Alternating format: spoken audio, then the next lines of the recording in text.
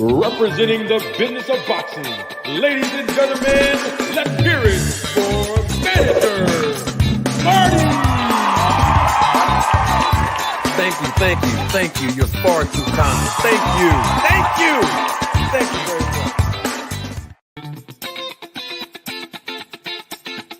much. Representing the business of boxing, ladies and gentlemen, let's hear it for Manager Marty.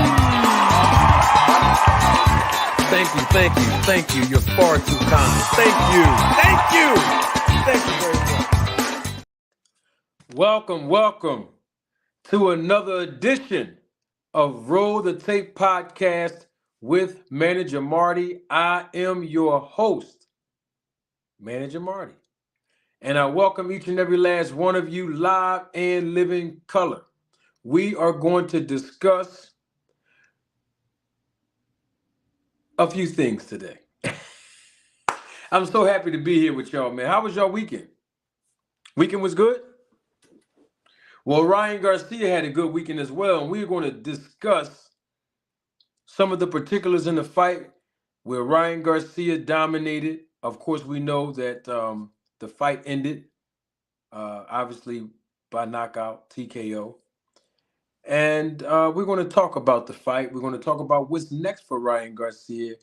We're also going to give a preview of the Devin Haney versus Regis Prograis fight. We know that Devin Haney and Regis Prograis will be competing live this Saturday evening in San Francisco, California. We're going to give a preview. Open panel, of course.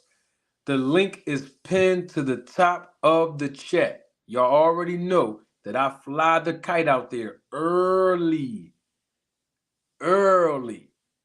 Okay, but before I even continue any further, let me first welcome those that are joining live right now who are a part of the Roll the Tape film crew. If you are a subscriber, you are a part of the Roll the Tape film crew. If you are a member of the channel, not only are you a part of the Roll the Tape film crew, but you hold the top position on the film crew. So I welcome the Roll the Tape film crew and the supervision of the Roll the Tape film crew. If you are a member of the channel, welcome.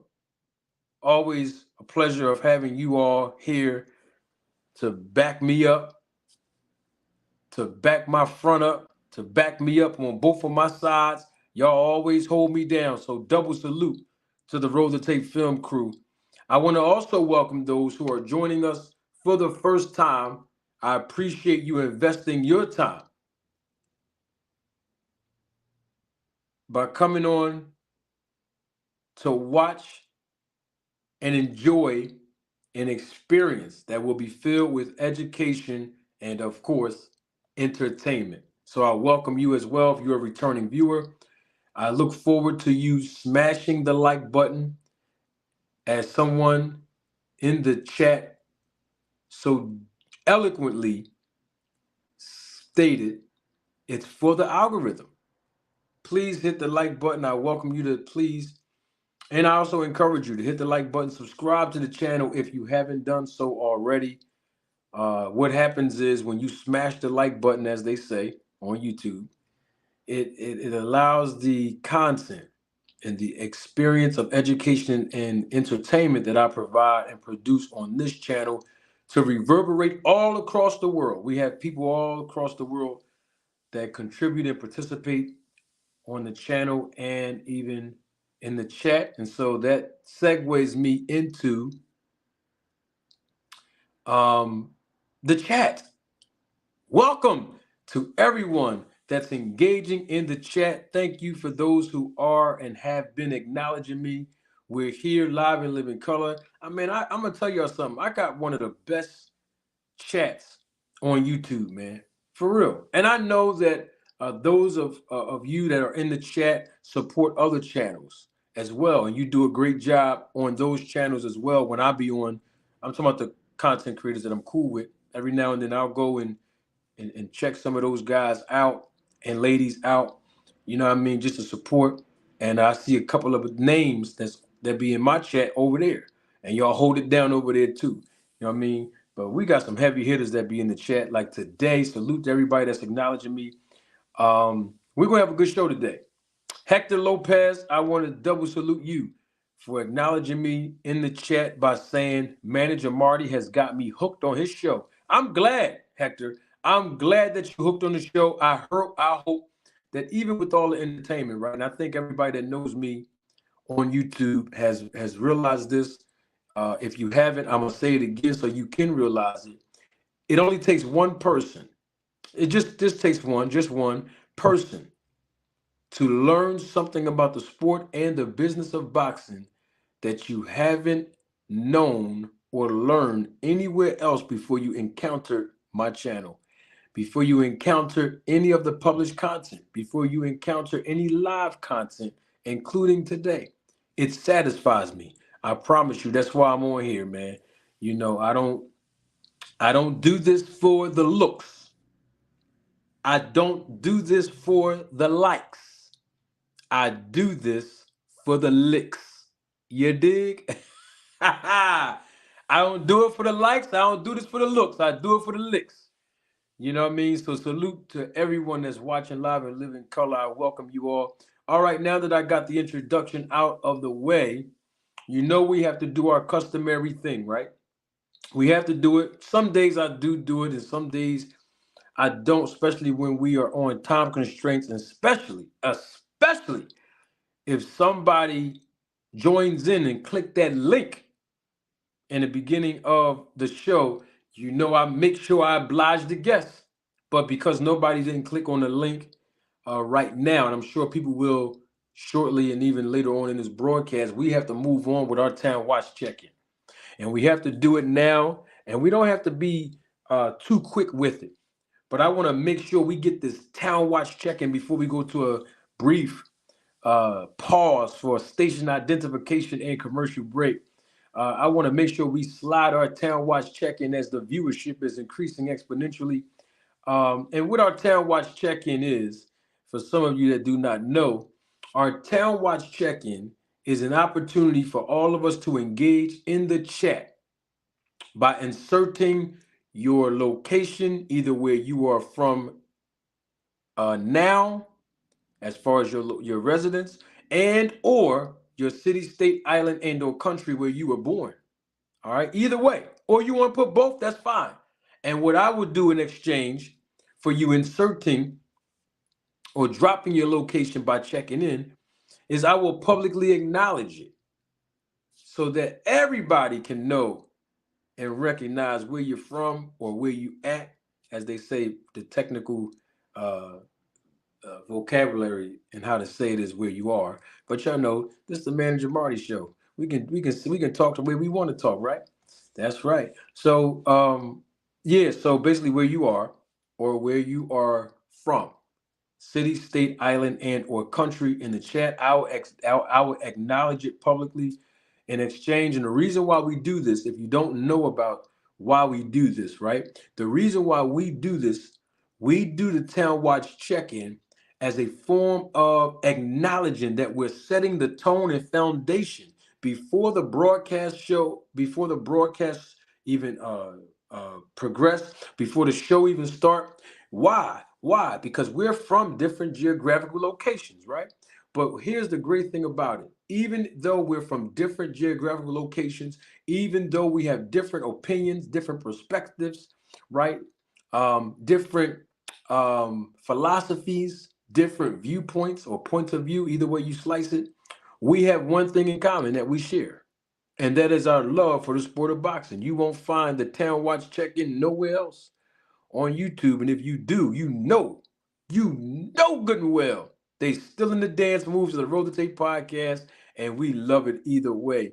All right, so let's get the Town Watch check-in cracking right now. I see people already engaging in the chat. And here's the great thing about it, and we're going to move on with it. Even if you're watching the replay of this live, you can still engage in the comment section below. And if I see it when I'm checking for the feedback, I will publicly acknowledge you as well. All right? All right, let's get it in. I'm going to start it off first, though. All right, representing the DFW area. Oh, man, I love Texas, y'all. I do. I love it. I love the state of Texas. I do. It's a tax-exempt state, by the way, which is one of the reasons I do love Texas. But in any event, I'm representing the DFW area. Arlington, Texas, to be exact. Yeah, some of y'all might not know this, but I'm going to put it out there now. I am a Dallas Cowboys fan. Been a Dallas Cowboys fan for almost 30 years at this point.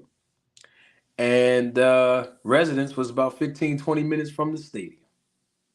Just wanted to put that out there. Mansfield section, stand up. Tarrant County, to be exact, by way of my hometown. Can't forget where I'm from. The city of Philadelphia. I'm not talking about the Philadelphia that's in the state of Mississippi. I'm not talking about there. I'm talking about the city of Philly. They call it brotherly love.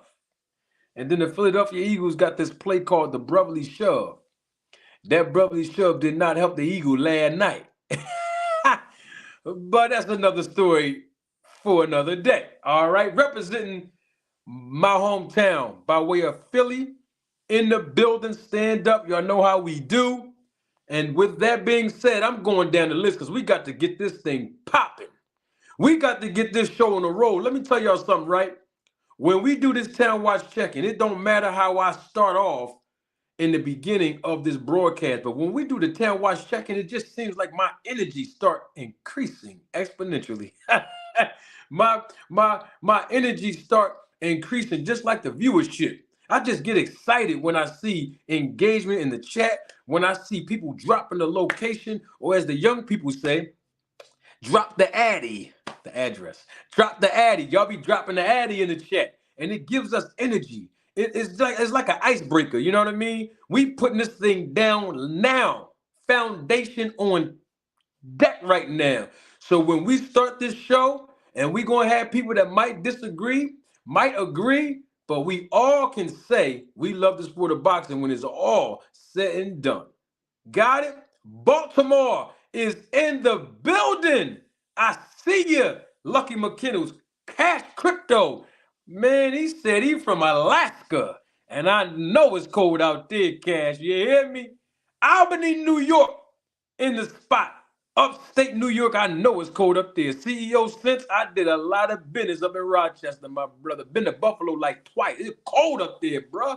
I know it's cold up in Albany. Dayton, Ohio, in the building. Come on, y'all, let's check on in. Y'all know what it means. When I get to clapping, y'all know I'm excited. Asheville, Alabama is in the building. I see you. Iowa is in the house. Come on, y'all, let's check on in. We got a few more minutes. Come on and let's check on in. I get excited, man.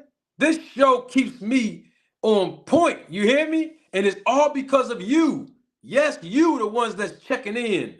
All the way from D.C. in the building, I see you. Come on in, let's check on in. Wichita, Kansas is in the building. Come on and let's check on in. Come on in, come on in. Don't be standing outside the door. It's cold outside. Come on in. Yeah, the weather is seasonable, but it's still a little chilly. Just come on in the house. Come on in here. You are all welcome. Come on and have a seat and check on in. D.C. back in the house, I see you. Detroit is in the house. Do we got somebody from the West Coast here? Or somebody from down south? I know we got somebody from down south in the building. I know we got somebody from the West Coast here. I know we got some more people from the East Coast. I know we got some people from the Midwest. Come on and check on in. We got a few more minutes. We ain't going to hold you too long with the check-in. We're not going to hold you too long with the check-in because we got a show to do. Can I get one more check-in? Do we got one? At least one. Can I get one more? Not one more. One more. Not check-in. Check-in. Huh? See, I'm making an appeal to everybody all across the world. Come on in and check on in. Come on and check on in. Can I get one more? We gotta get this show on the road, man. We gotta get this show popping. Jersey, told you I knew somebody from East Coast was on this joint. Jose, what's up, Jose? Jersey in the building. Can I get one more? Just one. Just one more. Man, I love when we do these check-ins. It just get the show rolling, man. It just set the tone. Man, that's what I'm talking about. Come on, can I get one more check-in and then we're going to move on? One more check-in and we're going to move on. Promise you. Yeah, we got some boxing to talk about. We got the business of boxing to talk about as well. Absolutely.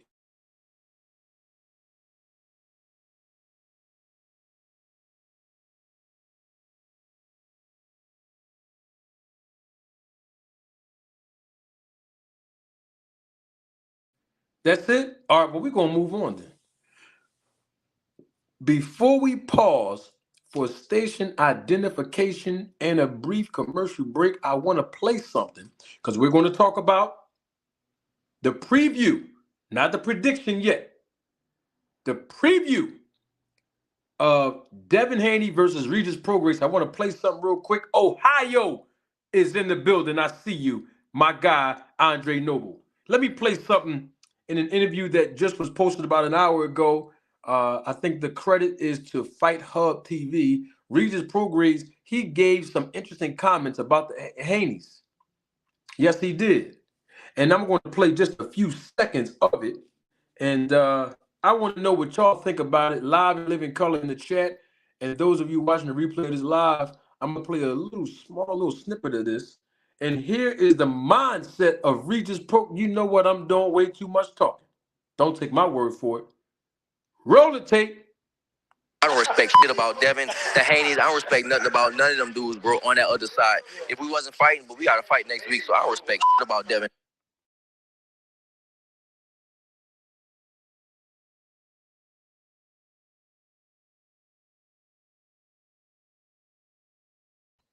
Let me play that one more again. I don't respect shit about Devin, the Haneys. I don't respect nothing about none of them dudes, bro, on that other side. If we wasn't fighting, but we got to fight next week, so I don't respect shit about Devin. Did y'all hear that? Hey, what's up, everybody? Marcos. Did y'all hear what that man said? That was Regis Prograis. He said he don't respect beep about the Haneys. Woo! Mm.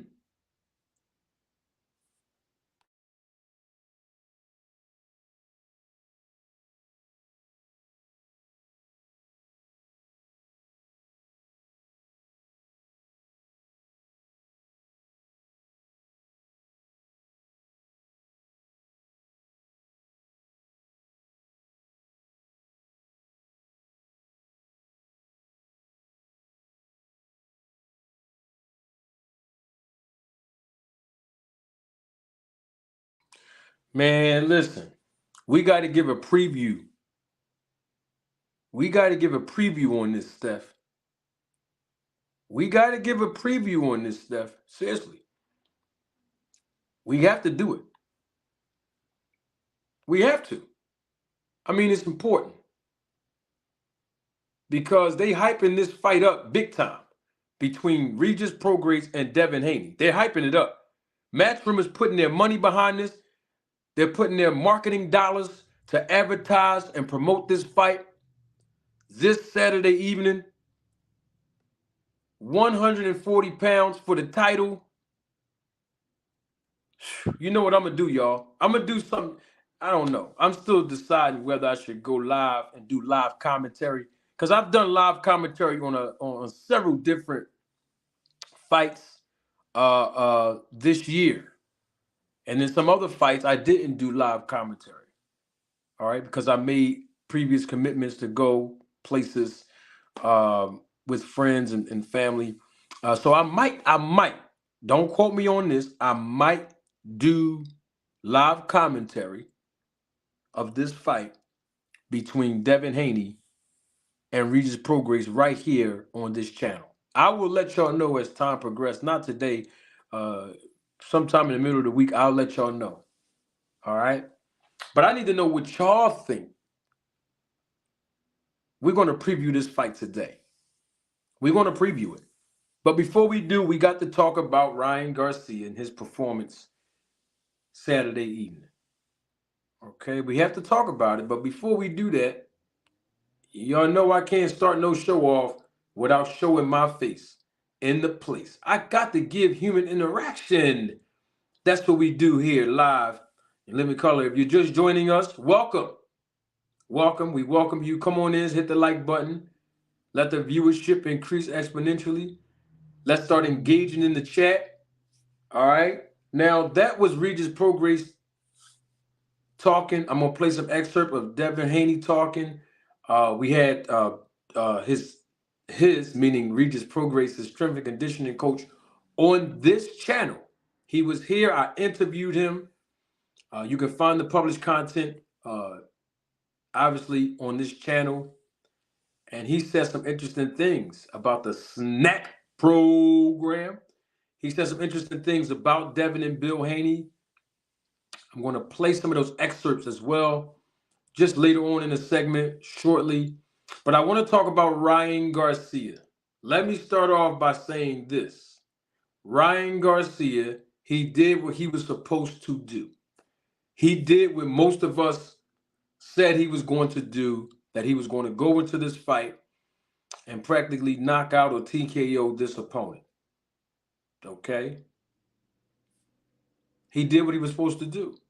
I mean, the guy that he was fighting was dubbed as a knockout artist. So for him to go in there and dominate the knockout artist, you know, and not get knocked down or not get knocked out by a guy who has basically 98% of his fights ended in knockout, to my understanding, or 95% or something like that. That's still a high percentage, especially in the smaller weight classes. I want to know, what did y'all think in the chat about the fight between Ryan Garcia and Oscar Duarte? I think that's how you pronounce his name. And while y'all answering in the chat, I want to show y'all something. Some of y'all probably already seen this picture last week, but I'm going to show you again. Just want to show you. Y'all see that, right? Yeah, I just want to show y'all. Just wanted to show y'all that. Now, I don't know how recent that picture was, you know, or how long ago that picture was published. I can go back on the snack system, which is where I got that picture from last week. I don't think that was recent, but still, I want to show y'all again. Oh, that wasn't it. Oh, I can show y'all that too. Why not? I ain't gonna show you that now, but let me show y'all this real quick. You see that? You see? Hey, the snack program works. That was Shakur Stevenson, if some of y'all didn't realize who that was. It works. There's no point in hating on it. The program worked. You know. And I think if Ryan Garcia went to, I'm going to tell you like this. Ryan Garcia, if you're listening, from Manager Marty to you, Mr. Garcia, you did a great job over the weekend. You did. But I want to tell you right now, had you been on the snack program, you could have ended this fight earlier and knocked that guy out cold. Go get with the snack program, Ryan Garcia, because now you got to stay at 140, brother, and you got to make weight. No more catch weights if you're going to stay at 140. Go on the snack program, and they're going to make sure that you make weight, and you will never have to go to a catch weight again. It's the snack program, and it works. That's my advertisement for the day on the snack program. Now, I see one comment. Can we get some engagement in the chat? We live, y'all. This is what we do. I want to know from the people, what was your assessment of this fight with Ryan Garcia? Okay, the man has not been in the ring since he was TKO'd, okay, back in April of this year against Tank Davis. So I want to know, what did y'all see? What was your point of view? How do y'all think Ryan Garcia looked in this fight? That's what I want to know. From the people watching live and even the people in the back watching. Oh, I forgot to welcome somebody else. Dang, y'all. I forgot to welcome the haters. Welcome you, haters. I always welcome you. Thank you for providing us with viewership and spying on the channel, instilling the content. Yeah, I see you. I see you. Yes, you. I'm watching you. I see you. And it's okay. I'm not mad. Okay? I see you stealing the content, stealing my images, stealing the thumbnails. I see you. And I welcome you. You're probably watching now. I forgot to welcome you. You helped the channel grow. Thank you. All right, Band Up, I'm done with that. Salute to my guy, Band Up. I want to know what y'all think about Ryan Garcia's performance. Talk to me. Let me hear what you think. Oh, and by the way, the link is pinned to the top of the chat. I flew the kite right out there. It's there already. It's there.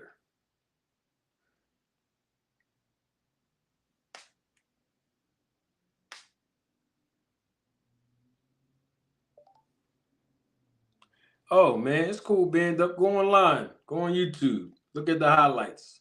You ain't missed nothing. All right, my man Cash Crypto, what'd he say? Oh, dang, I forgot to do something, Cash. Speaking of cash, hey, when I said the word cash, bing, just instantly reminded me because we need support on this channel. Today, I need support on this channel. Feel free to invest your financial resources through Cash App. Feel free to do that. You can also do it on the Super Thanks. If you're watching the replay of this live, there's a button called Thanks right there. Somewhere where it says subscribe, somewhere where it says like, is up in that area.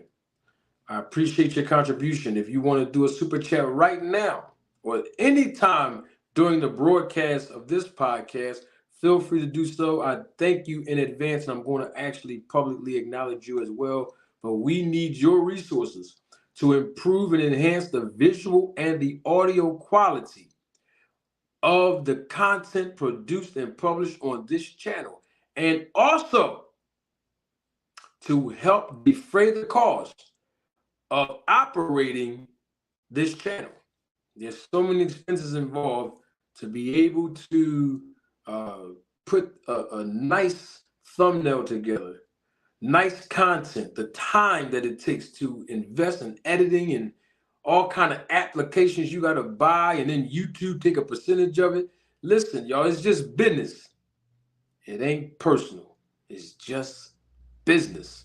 So I want to say right now in advance to everybody that's going to Cash App or Super Thanks or provide the Super Chat, thank you in advance. And when you do so, I'm going to publicly acknowledge you. But the word cash hit my mind when I saw Cash Crypto's name in the chat, okay?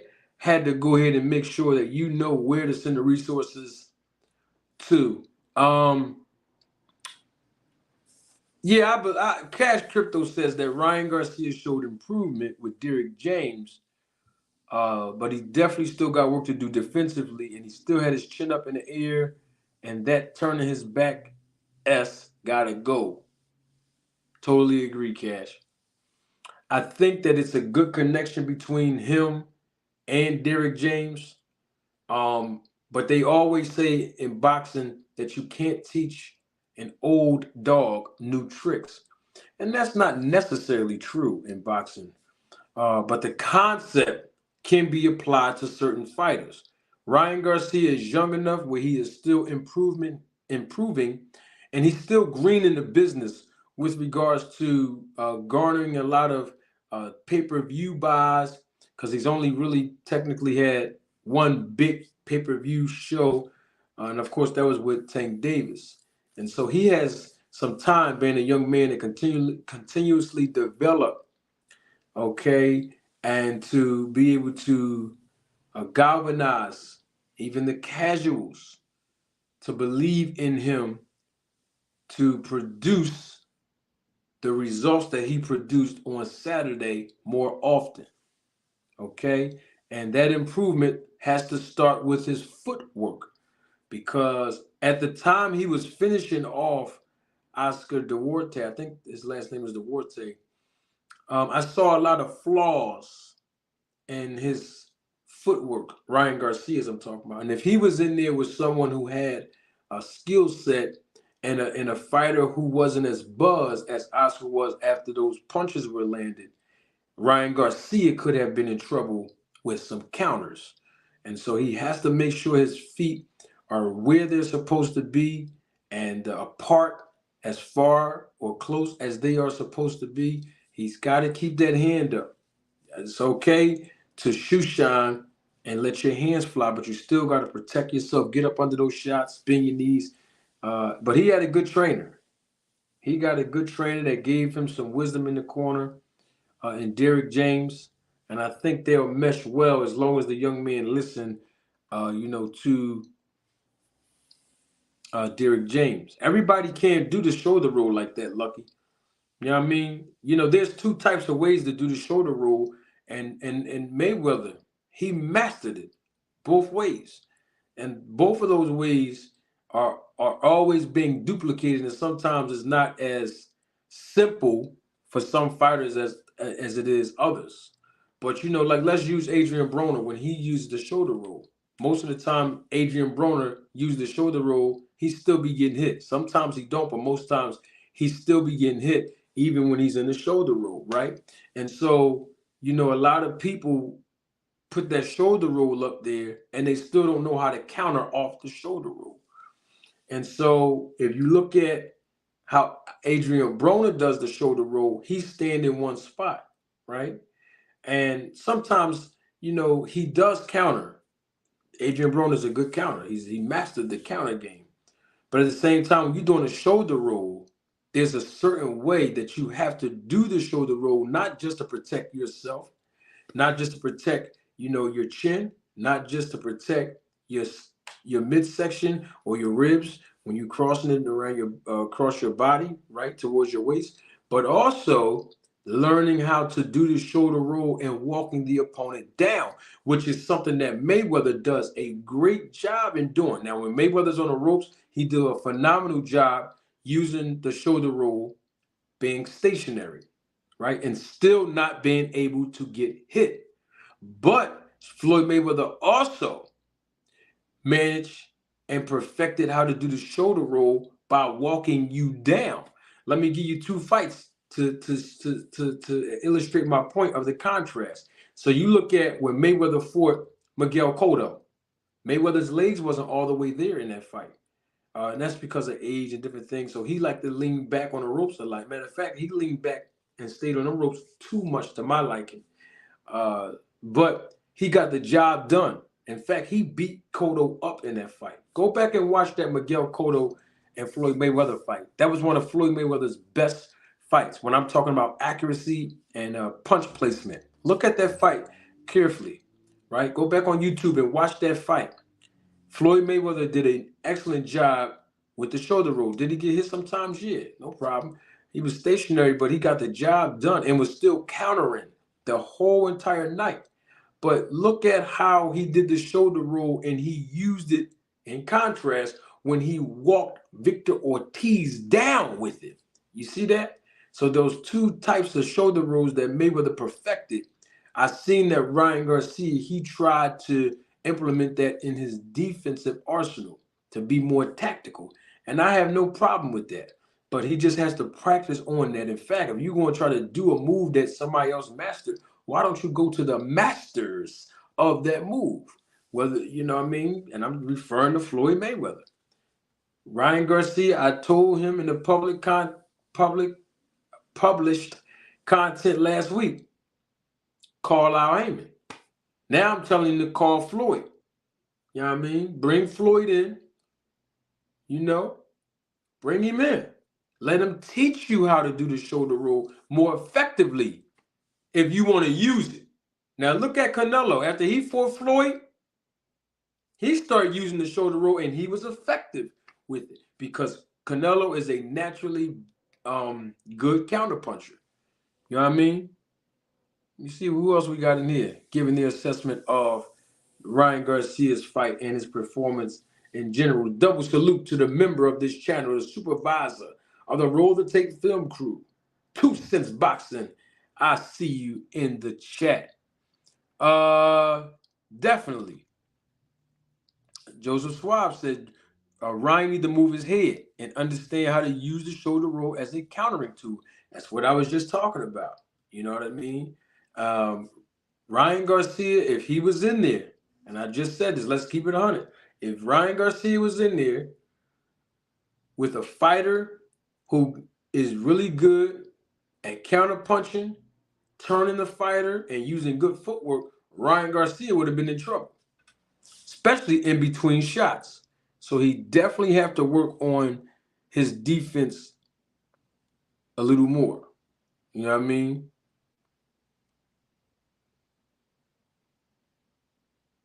Oh, man, Joseph Swab, what a good point. The reason why I didn't bring his name up for Ryan to go to him is because he's older now. He's a little punch drunk. You know what I mean? And I think he was still competing, if I'm not mistaken. I'm talking about James Toney.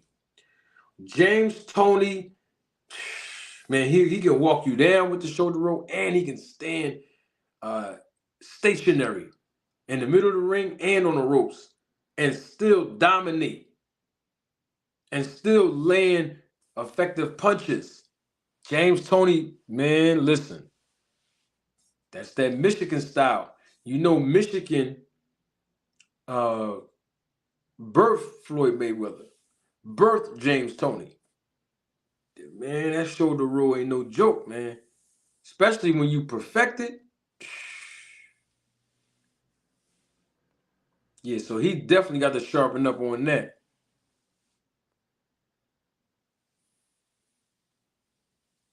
That's right. That's right, Steph Brown. Hey, you know, I call it right down the middle, man. That's right. What Boat Right say? Salute, Mr. Roll That Tape. He did take a lot of damage, Cash. James Toney did take a lot of damage. But, man, when he used that shoulder roll, his counter game is vicious. James Toney, Hall of Famer. Yup.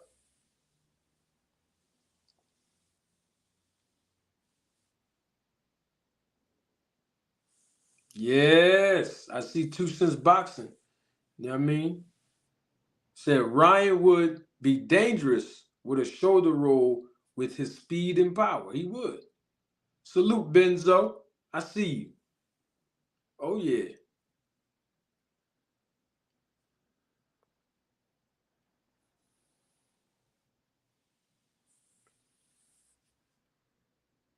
L. Yepperson, what's up? Salute. All right, Band Up. Band Up said he just watched some of the highlights. What's your take on it, Band Up? Oh, by the way, the link is still pinned to the top of the chat. Anybody, feel free to come on through. I know how we do. Hold up, man. I'm moving my stuff. I moved this by accident. You know what I mean?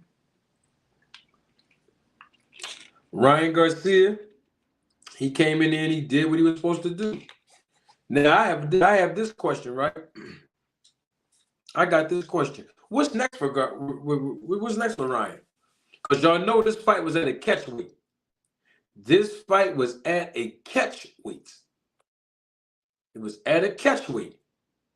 Now, I don't know if Ryan he sound like he's still struggling to make 140. Now he was in an interview and I heard him say between 140 and 147. Matter of fact, he was in an interview with Stephen A. Smith where he talked about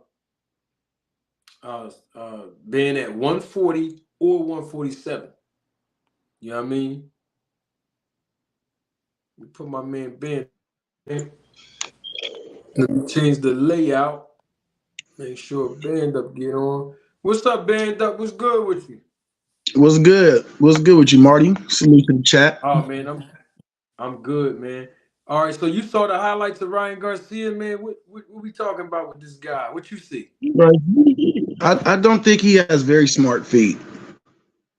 Smart who? I don't think I don't think a smart feet. I don't think he moves very good. His feet, his footwork. Yeah. Yeah. I don't think he has good feet placement at all. I don't think he like I don't know what it is. He needs to get into some tap dancing classes or some, you know what I mean, ballet or something. But his and I've played wide receiver, you know what I mean? So, you know what I mean? I kind of know a thing or two about, you know what I mean, getting those feet in line, you know what I mean? And I don't Yes, think he sir. has good I don't think Ryan has good foot placement at all. I think that's one of his biggest things, if anything. Yeah, I said the same thing after he hit the well, even before that, but right after he cracked Oscar, his foot placement, it was off to me. He could actually knock this guy out if his feet were in the right place. He landed some good shots when he was shoe shining, but at the same time, I didn't see him protect himself as much as I wanted to see him do so. He was just going, for the knockout, but he wasn't protecting himself, and just his footwork. I always look at the feet, and I've already explained that the first time. Um, People was trying to criticize me when I talked about Spence. They didn't even let me finish what I meant by footwork when I was comparing Crawford. But the point is, I always look, that's the first thing I look at. You got to look at the fighter's whole body, not just their hands. Look at their body language. Look at their feet placement. Like, for instance, Ryan Garcia, once again, since we talking about footwork, when he was fighting Tank Davis, his feet or his lead foot was on the inside of Tank Davis's right foot. And when you have that problem as an orthodox fighter competing against a southpaw, you're not going to be able to defend yourself properly. And when you get hit, you have nowhere else to fall but either to the side. You know what I mean? Both sides. And so when I saw that, I knew at any given time, Tank Davis can time him, hit him with the straight left or uppercut, and because his feet were not in the right place at the time that Ryan Garcia was getting hit, there you have it. You know what I mean? I don't know what happened with Band Up. We lost him.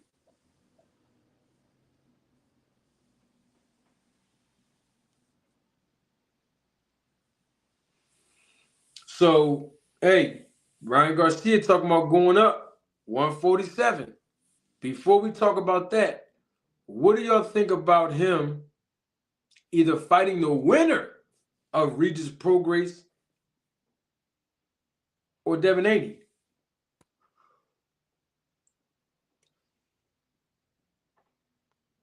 What do y'all think about that? If he stays at 140, if Ryan Garcia stays at 140 after after this fight, um, after this fight, right? And then Regis Prograis and Devin Haney fight this Saturday, and the winner of that fight, hey, y'all think Ryan Garcia can fight the winner of Regis Prograis and Devin Haney? Band Up. He said he My wants to bad. stay at 140 or Don't 147. don't hit me with the Boost Mobile. Don't hit me with No, the I forgot all about that, bro.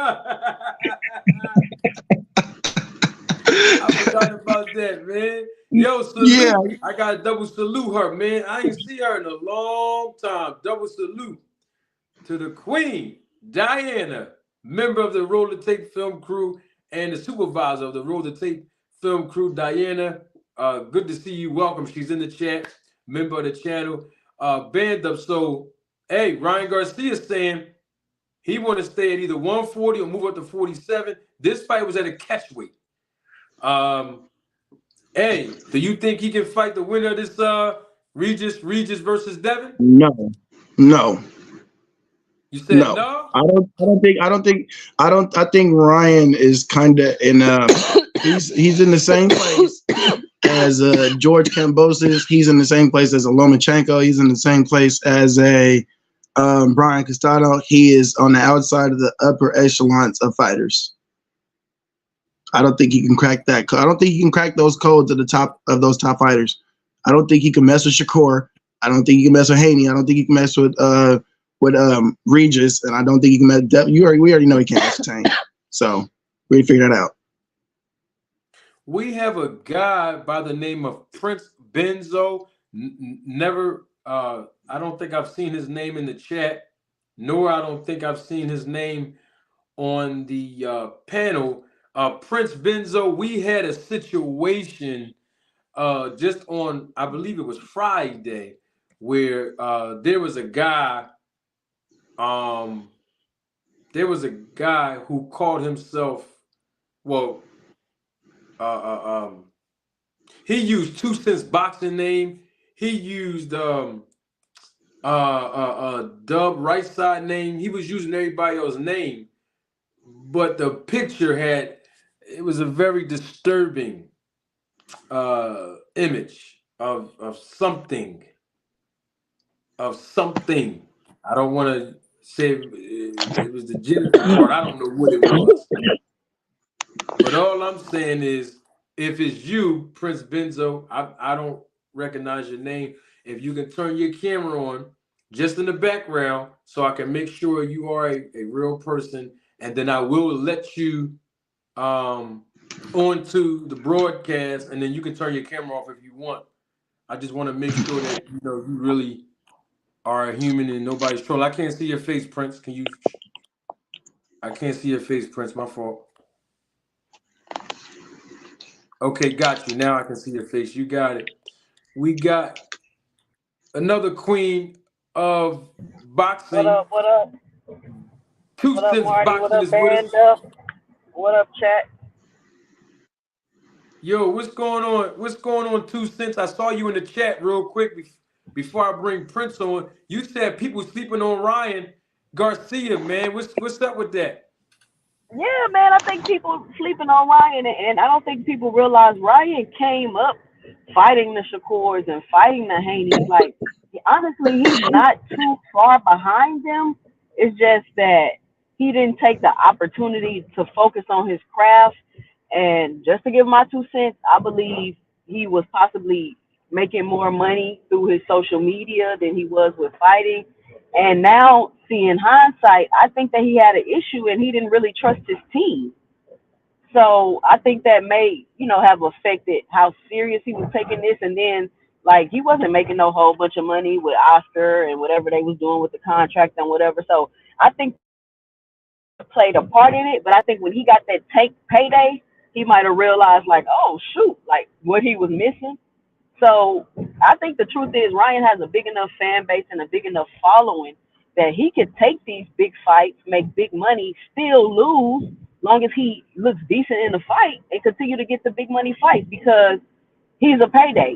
And if he's moved correctly, he could become, I know this is going to be controversial, one of the faces of boxing.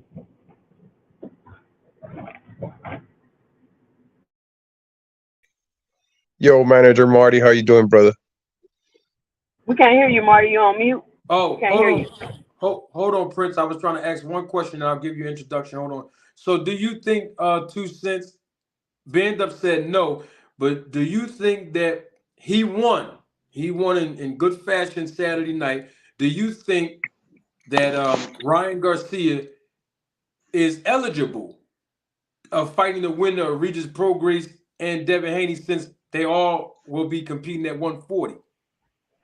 This is the thing with Ryan that I think people are looking over. That was more of a showcase fight for Ryan to be able to display and show what he's been working on, to be able to display and show his dedication and kind of gain back the trust of his fan base. And so, no, I don't think he should fight the winner. I think possibly maybe he should fight the loser of that fight and continue to build and work and with his skill and the improvements that he's making with Derrick James. and maybe another 2, possibly 3 fights, and then we should start being like, okay, Ryan, it's time to step it up. All right, good point. That's my 2 cents. All right, good point. Good point. Prince Benzo, this is your first time on the panel, sir. Yes, it is, sir. Welcome to the Roll Take Podcast. But I've been listening to you for a while, so it's the first time I come up here. But I've listened to you for a bit. Appreciate it. I appreciate your viewership. And This Benzo that been trolling me in the chat. That's you, Benzo. You've been trolling me in these chats. What do you mean? You've been trolling me in these chats. Was you on Outlet trolling me yesterday?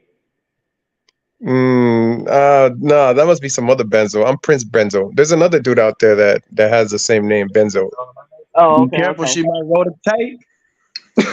Nah, I just was asking, but we good though. We good. I was just asking. Yeah. So, Prince, what brings you up today, Prince? Speak on it, my brother. Well, I just think it's an interesting conversation about what's going on with Ryan and this fight and stuff, and where what people think he ought to do in the next year. You know what I'm saying? So I think it brings some excitement, and I'm just curious to hear other people's perspectives. You know what I'm saying? Well, let's start with this, Prince. How about you give us your perspective on Derrick James? We've seen Ryan Garcia on footage training with Derrick James. Of course, he had Derrick James in his corner Saturday evening. Do you think that this is a good fit for Ryan Garcia? Him and Derrick James, what's your take on the relationship trainer-fighter dynamic with Garcia and Derrick James? Yeah. Well, I think one of two things needs to happen. I think either Derrick James plays a role of like authority and and leadership and takes control over the young dude. You know what I'm saying? Because Ryan's still immature. We still haven't seen from him 100% commitment to his craft. You know what I'm saying? So kind of not a father figure, but some level of authority, someone that can keep him on in check and stuff. That would be really good for him. Or Ryan needs to step it up and really take his craft seriously, and then work that route. In either case, I think it's a good matchup between them. But again, I a lot of it depends on what Ryan's going to do, because going to the gym 4 days a week, preparing for a fight and stuff, and some of the stuff that we've heard about him is not the first time. Goosen and stuff that we hear what's going on with him in his head when he's preparing for a fight. We also got to remember when he was training with Canelo, some of the narrative that came out of that camp. You know what I'm saying? So, this is a second time. So we're on a third time here now. So, we really need to see this dude step it up, because I think he has all the talent. He needs to work on his fundamentals, but, it's going to take a great trainer to get this kid in line and stuff, and maybe he can compete up there at 140 with the best. Well, he's already been being labeled one of the 4 kings. You're talking about at 135? Well, I mean, they're saying the 4 kings have moved up to 140 now, so he's just not too far behind these guys, man. He just needs to get more focused, like you said. I agree. Well, to be honest with you, I'm gonna be straight out on this. Like, I wouldn't label I don't think any of those guys have any of them have earned the title king. Because to me, in order to deserve the title king in anything in life, you need to be the type of person that's gonna take on challenges. And I don't think any of these guys have fought each other. I mean, with the exception of Teal and Haney, who fought Loma, who's the only one that was regarded as a top-notch fighter, and obviously he's not in his prime, but those two dudes took the challenge on taking on Loma. But Shakur and Tank, in my opinion, they still haven't fought each other. I mean, none of these guys have crossed paths, so there's still needs to. Ryan and Tank fought. Yeah, but I don't consider Ryan top in the top of that group, and I didn't consider him before he fought Tank. You know, he has too And many that's flaws as exactly a what I was boxer. trying to say. So That's why kind is of what I was okay? So going why isn't he considered for anything after he fought Tank? I don't think he's too much after he fought Tank either. Keep it a stack. So what does Ryan need to do then? Ryan needs to Right. work on his fundamentals. Like Honestly, yeah. From in my personal perspective, I don't think Ryan has and what off the eye test. I don't think he has a complete punch package, and I also don't think his feet are very smart. Kind of what I was getting to with Marty. Like it's and like when an opponent puts you in a certain predicament, it like so like Sean Porter. You know how like when Sean Porter. He gets like if he's and his back is in a corner, he can literally at a snap of a switch put you in that corner. You know what I mean? Because Sean Porter's foot placement is so key. You know what I mean? It's kind of hard working around Sean Porter. Ryan has zero of that, and he needs to work on that So to put him in a better predicament. what about the perspective that Ryan has zero of that? He doesn't have the fundamentals and all the things you say he doesn't have. No. But he was able to achieve the things that he has achieved even without all of that. Right? If you look at it from that perspective, then it's kind of like, okay, well, this kid probably got something. He just needs to do X, Y, Z. Versus, I'm not saying he doesn't have nothing. I'm not saying he don't got nothing. He definitely got some speed on his hands. I like his speed is crazy. You know what I mean? He does have some punches to him. You can do a lot of things, right? And still win a lot. It's kind of like what Earl said. Earl was going with all these things, you know what I mean? And the things that Errol Spence was doing right, you know what I mean, or doing wrong, the opponent just didn't, you know what I mean, bring it out of him. That he had to, you know what I mean, had to do. Crawford brought all those things that Errol did wrong and exposed them out. You can't just keep working on something, you know what I mean, just going off of, you know what I mean, what's been working and then think that's going to get you somewhere. You gotta have the complete package. I mean, I get what you're saying, but Earl's a unified champion. So Errol ran into the problem of somebody that's capable of bringing it out of him. You know what I mean? Whoever Errol fought in front of him, that was leading up to Crawford, didn't bring it out of him as much. Actually, to be real with you, Porter did, but Errol's figured out Porter. Errol showed his grit in that fight. He brought it out and ended up dropping Sean Porter. But when he got to that Terrence Crawford level, Terrence, you know what I mean? You putting something, you know what I mean? He's putting something on you and putting these moves on you. That's a little bit, you know what I mean? That Ugas couldn't bring out of you, that Kell Brook couldn't bring out you, that Sean Porter couldn't bring out you. He's bringing it out. No, you want to bring it all of it. Well, and you know what's crazy? I asked Sean Porter.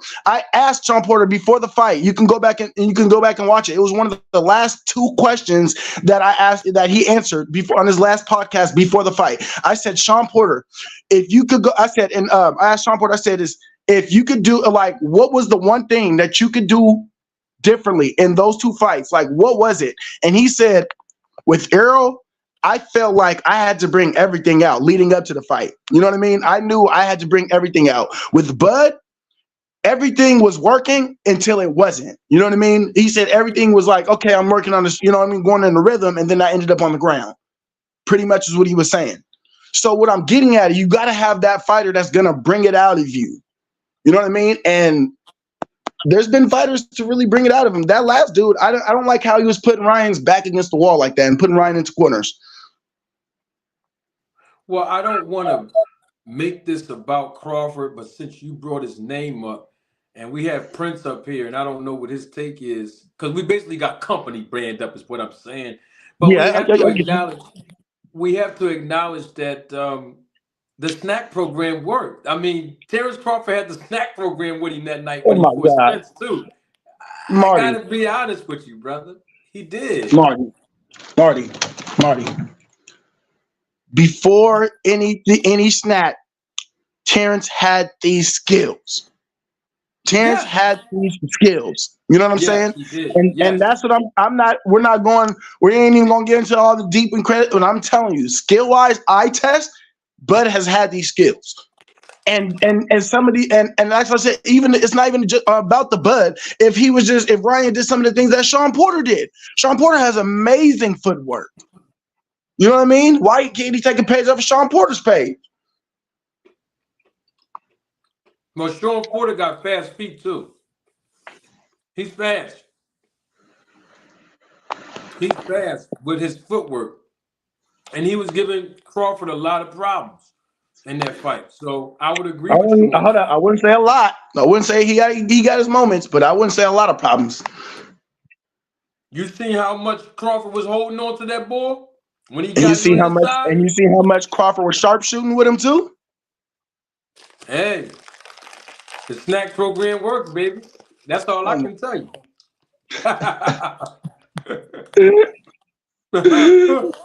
It ain't work out for Boo Boo. It ain't work out for him. It But you ain't know, work out for Boo Boo. it didn't work out for Andre. But I told you why last week. It ain't work because he didn't have the same program as Bud. You know, Yeah. Bud told you So got to get the what same Bud and program Devin he Haney got. got that Boo Boo ain't got? Huh? What do Bud and Devin Haney got that Boo Boo ain't got? Well, I know for a I fact want that to know. Devin Haney, he has the recovery. He has the recovery, and he has the second wind. You know what I mean? Devin Haney fights. Go look at his fights on the snack program. You'll see in the 10th, 11th, and 12th round. He fight like he's in the 6th round already. You know what I Yo, mean? yo, yo. Joseph Swab, what's going on, big dog? What's up, young man? What's going on? Man, I'm all right, man. We was talking about Ryan and band up. He brought Bud up, so hey, we here Well, now. I'm Yeah. gonna go. Yeah, I'm gonna no, deal with it. and did you hear why I brought him up though? Yes, Why you bring him yes. up? No, because Two Cents Boxing had said if Ryan was, you know what I mean, didn't have all these skills, you know what I mean, how could he had made it to the point that he is now? Pretty much what you're alluding to. And I was kind of like, that's what Earl did. You know what I mean? Earl had a few things that, you know what I mean, needed to be worked on. And he clearly didn't work on those things. And they showed itself when he got to an Well, elite fight. band up again. I don't like talking about the Bud thing, is because I see a fight that would be different if certain things weren't the case. You know what I'm saying? Like what? Like what things? Well, I see things like the skinning of the gloves. You know what What? skinning gloves is, right? Oh, here we go. Here we go. Go No, no, ahead. no, Go no, ahead. no, no, no, serious. That's why I don't like talking about it. Because I know when you talk about skin and gloves and how pretty much when you skin the gloves and everything, you're pretty much forcing or not necessarily forcing, you're making sure that the knuckle part of the wraps always are against the gloves. When you have new gloves and you put the tape on the gloves correctly, when you put the tapes on the gloves where the wrists are correctly, they don't stay there. Your wraps aren't going to be against your the knuckle part of the gloves throughout the whole fight at all, no matter what. It loosens up a little bit every now and then, but when they skin, it's on there completely the whole fight. And you said, oh, this and that. Well, what I'm saying is, if a person can't get past the person's power, I don't care what's if look, Earl could have had Crawford skills that night.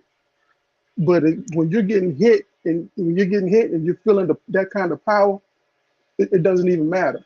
It doesn't even matter. Do they not inspect the wraps before the fight? Oh, you can. They got the pictures right there. You can look at. No, You can they look they at the not picture. only they not only have the pictures. There's an official that's witnessing the wraps being put Right, on, right, right? right, right, right, right. There's The also an official is. inspection of the Listen, gloves listen to me. before the Listen fight, to right? me. Right, right. What I'm saying All is, right. regardless of all that, we all know that they didn't do what they were supposed to do. If you can go But back and what do look you at, mean regardless of all that? what do I mean? I Yeah, mean, the well, what I gloves are inspected, the no, wraps are no, hold, inspected hold, while hold, they hold, put hold, them hold, on. hold, hold on. When you talk about the commission, right? Inspecting the I'm gloves. talking about fight night. The gloves are inspected and the wraps being put on are inspected. What is this whole conspiracy? People All on right, some hold other on, hold on, hold channels, on, all hold they on, do hold on, is hold on, talk hold on, about hold on, gloves, hold bro. on, hold on, hold on, hold on. I just explained what I could show you myself, or you can see yourself for the fight when you look at the fight. That's all I'm saying. What you can see for yourself how his gloves were pretty much taped over the limit part where there's a limit where it goes at the wrist. His went a little bit over. That's skin in the glove, so you can make sure that it's up against the hand wraps and everything. Is the knuckle part is going to always be at the edge of the glove. Basically, that's what that is. As far as the gloves being new and inspected or whatever, anybody can see how he's opened up his hands as wide as he is, as well as after the fight, you can see pictures. There's a young man in his corner that took his gloves, that put his gloves over his shoulder, and the gloves don't even close. Brand new gloves close, man. They don't open up like that. They don't stay open. So you talk about inspection. Listen, hold on. With all respect, I can't even debate with somebody that's on the glove gate with Crawford, man. I can't even do it. I'm gonna let you look, young man. What I'm saying is that that's something that increases your power, the power of your punches. So what I'm saying is, if your power's increased, as far as something, whereas when you connect, you're feeling more knuckle than padding of the glove, no matter what. I don't care what your skill level is. I don't care. And the bottom line is, there's a history of stuff like this. This isn't the first time. It's just that it's not something that's talked about that often. Hey, Joseph, I got a question for you, Joseph. Do you want to see Crawford and Errol Spence's rematch? I would love to see the rematch. So if you feel like Bud is a cheater, why do you want to see him fight again? The reason why, because I feel as though, since he's a cheater, hopefully that things will be done in the second fight. If things are properly put in place for the second fight, then why not see the rematch? What would be the difference between the fight that's been brewing for 5 years compared to a fight that's about to happen in a couple months? Please explain the difference. Because that's what I don't understand about the people that want to say Bud is cheating or anything like that. Because you guys, excited, sir. Don't get excited. I'm not getting excited. I'm not getting excited, but I just don't understand. I don't understand. You're getting excited, but let me explain what would be different. Again, if things are, I'm almost quite sure that when Errol Spence agreed to the fight, his whole attitude was like, this man believes in his skills. His skills can beat me. He didn't in his wildest years didn't believe that this man would do the things that he did as well, like the things with Victor Conte, the skin in the gloves. You know what I'm saying? The things with the wraps on the hands or whatever, tapes on the hand. I'm quite sure he never thought. He probably looked at Terrence Crawford more as far as an athlete and somebody about his boxing skills more so than Terrence did. So Joseph, what I'm saying is, let me finish, young man. Yep. All I'm saying is, he's armed. I don't even know if he even looks at the certain things that a lot of other people may look at. What I'm saying is, he's armed with the knowledge now. I'm quite sure when Errol fought Terrence Crawford this past fight, he was training for the Terrence Crawford that fought Avenesia and Sean Porter. Now, if he's really serious about fighting him this time, he's got to train for the Terrence Crawford he's just fought. So which is a much better Terrence Crawford than the one that fought Avenesia and Sean Porter, right? Okay, so hold up right there. Marty, you hear what he's saying, right? Marty, you hear that this man is saying he prepared for the Errol Spence, for the Terrence Crawford now, and nothing about the Avenesian fight. So Joseph, I want you to know what you saying.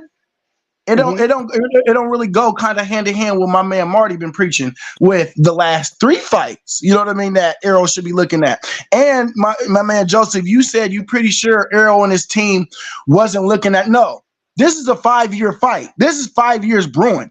Listen. Hold on, let me talk. Joseph, I'll let you talk. Go ahead. Joseph, I'll let you talk. This is a 5-year fight that's been brewing. These guys have been in negotiations for so long, going back and forth. The fight could have been made at November at one point. Then it could have been made at June at one point. You know what I mean? Then it could have been made at September. Then it got, you know what I mean? Or whatever, you know what I mean? Or it got to July 29th. You know what I mean? For the fight to happen. So Errol wasn't taking any other fights. Remember that. Errol said he was going into training camp right after the right after the Ugas fight. So Errol already knows what Bud has been Bud has been going through. Errol seen the Avanesian fight because Errol was in a conversation with this man during the Avanesian fight. So to sit here and say Errol doesn't know what he would go into, what he was preparing for with Crawford is far fetched. And was it not the second fight where Tyson Fury cheated with those gloves in the glove gate? So to sit here and say that you need a second fight to prove something that would happen in the first fight is out of the question too. I'm gotta go. Hold on one second, young man. Yeah, okay. Sorry about that. All right. Again, I didn't want to talk about it, and I know that you people that pretty much are Terrence Crawford fans, y'all don't like people talking about the gloves or whatever or things like that. You know what I'm saying? So let me get back to Ryan. Hold on. So let me get to Ryan Garcia, because we're gonna end up going back and forth for a long period of time. You're gonna get upset. I'm gonna stay calm. I just stick to what I think. Simple as that. Let's get to Ryan Garcia. To me, as far as Ryan Garcia, and not just Ryan Garcia, a lot of good fighters, they have to pretty much look at all the different things that have worked, not just for them and their opponents, but just historically for all fighters, whether it's Pacquiao, Roy Jones, James Toney, Mayweather, or whatever, and use certain things to their advantage. In other words, to me, Boots is good at a lot of different things. But one thing I really like about him, how elusive he is. To me, that's really something.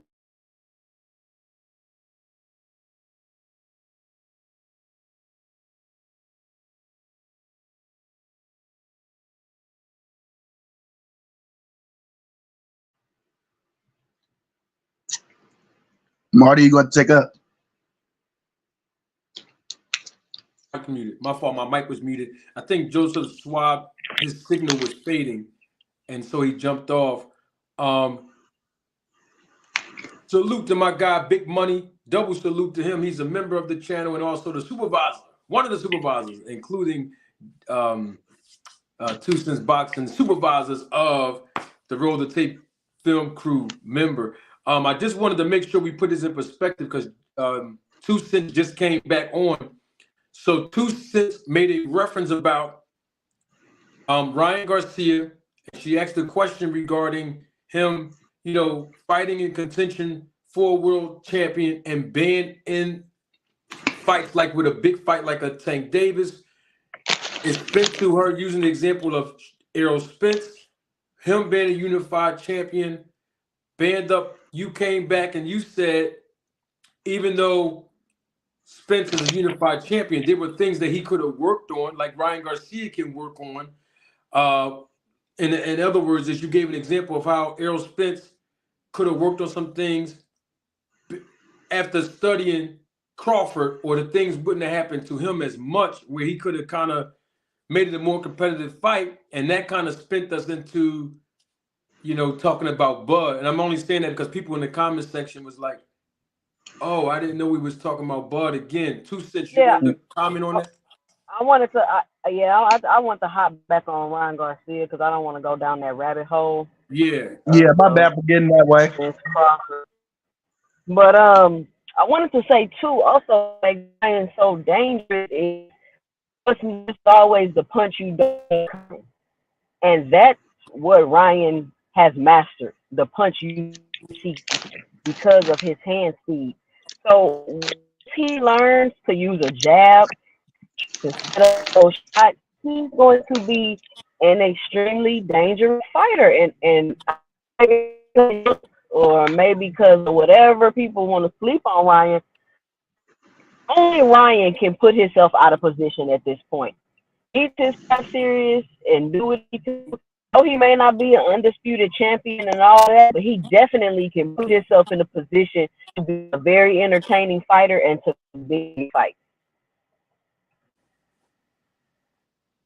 Got it. And so let me get the super chat real quick from my guy. Double salute to him. Thank you for your contribution and your support to the channel. Supreme L, always a pleasure. Supreme says, greetings, Professor Marty. Just stopping by the classroom to check in. Peace, family. Much love and support and respect to you, Supreme. Thank you for What up, stopping in Supreme? as always. So, Prince, let me get your take on this then, Prince. And Band Up and Two Cents, since we're talking about Band Up use Errol Spence's name as a reference. So let's use Errol Spence as a reference, but only applying it to his trainer. Errol Spence and Ryan Garcia, they both are trained by Derek James. Now, quick question. We talking about footwork issues here. Band Up mentioned some things that Spence needed to work on in the fight with Crawford. Now we're talking about things that Ryan Garcia needed to work on after evaluating his fight on Saturday night.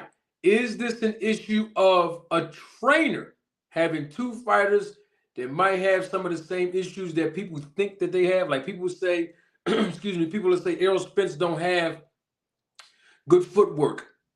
Of course, people have been criticizing Ryan Garcia. I'm one of them who said his footwork was out of place the entire fight that he fought Tank Davis, and then Saturday night his footwork was out of place when he was shoe shining on the brink of getting this guy out of there. But as far as Errol Spence, though, I think his footwork is better than Ryan Garcia's, of course, but his feet is always in the right place before he's making those adjustments to defend with his forearms and, punch placement. So my question is, starting with Prince, is this an issue with them sharing the same trainer where they got the same issue, not just with footwork, but just in general? What's your take on, basically Derek James being the common denominator between Errol Spence and Ryan Garcia? Yeah. Look, we've only seen one fight with Ryan Garcia and Derek James. You know what I'm saying? Like it's gonna take at least 2 or 3 fights to see some of his teachings really kind of come out to play. So we got to give him some credit for that. Like I'm not judging Derek James just based on one fight. The other thing is, I think that, making the comparison with Spence, I think that's a little bit of a stretch. I'm not gonna say that Spence has the best footwork and he's the most disciplined when it comes to cutting off the ring and working, from different angles and making sure his footwork is intact or whatever with that same strategy he's using. I think when you talk about Spence, he looked bad because he fought Crawford. Because before that, that come forward style that he was showing us, being able to fight and counterpunch when needed and really kind of be aggressive and put that pressure on the opponent. Not a lot of people were criticizing him for his footwork because he was going out to brawl and stuff. But I think Crawford made him look really bad just because Crawford is a way superior fighter than him. I mean, I'm not a Crawford. I think some people here are Crawford crew. Some people here are, Spence and stuff. And there's a lot of beef back and forth. I see on other channels about gloves and this and that. I'm neither. But I'll tell you this much. Crawford will beat Spence 7 days out of the week. I can't see Spence beating Crawford. Spence can work on some of the things that we're mentioning here, but at the end of the day, I mean, even with 10, 12 ounce gloves, I think just Crawford is that much better than him. Just in exposing him, and it's just my opinion, but I really don't think there's a huge issue with the trainer at this point. I think Ryan just needs more time, and Spence needs to think twice whether he wants to fight Crawford again. In my opinion, if Ryan's gonna fight like this, more than a Spence thing, I think he should just, try to pick up some of what Sean Porter did, because like I was trying to allude to earlier, Sean Porter was really good at putting his back in the corner or getting his back put in the corner, and at a flip of a switch, putting you in a corner. And if Ryan can do that on top of that with his speed, he can get some people out of there. You know what I mean? Putting some people in the corner they don't like to be in, and then hitting them with that speed is something I can see. I would have to have a little pushback, but before I give that, let me give a double salute to my guy, Fort Greene Pharaoh. He's probably at work. Thank you, Fort Greene Pharaoh, for your contribution and your support. to the channel. He says, salute, Manager Marty and the chat. I'm loving the air fry. Thank you, Pharaoh. Always a pleasure, my brother. I would have to say that I don't agree that Crawford can beat Errol Spence 7 days out the week. I mean, I think both of these guys are really good fighters, and it can go either way any day of the week. But it's an opinion. It's all good. But to say Bud will, if they fought every day 7 days straight, I don't think Bud will beat him all 7 days. Did you not see that first fight, Marty? Huh? Did you not see that ass kicking he gave him, bro? But at the end of the day, I get Marty's point because of the accumulation of punches. You mean wait? You This is said how Crawford single-handedly, just very easily dominated him in every which way. You know what I'm saying? I know, Prince, but I don't know if you're familiar with any of my content before. I know you said that you watch a lot of my content, so maybe I shouldn't assume that. I would assume rather that you do know. I'm one of those people that believe that Crawford did dominate Spence. But I also think that there was a big contributing factor to that, as well as his skill set. And I am definitely referring to the snack program. And I just have to be honest and keep it real with you. I'm not saying that he can't beat him. I'm not saying he can't beat him. That's why I said if they fought every day for 7 days straight, these guys can give it up. You know, Spence will take a few days. Crawford can take a few days. Ain't no question about it. But I know on that night, on July the 29th, his performance was extremely enhanced. And he did a great job. Just my opinion. Well, I guess he's innocent until proven guilty, right? I didn't say he did anything wrong, man. I didn't say he did. Hold up. I didn't say the man did anything illegal or wrong. Not publicly anyway. Let me just clarify that. So I never said, I just said his performance wasn't enhanced. And the reason why I can say that without any equivocation, Prince, is because if you look at your screen right now, my brother, you see, according to Snack System, this is from their Instagram page. I did not Photoshop this. Well, I did put Terrence Crawford's picture up there, but what you see on the right side of your screen is directly from the Snack Systems page on Instagram, and it reads these words: Victor Conti Sports Nutrition Company. Snack offers products that improve your level of fitness, help lose fat, build muscle, and enhance performance. It says the words enhance performance.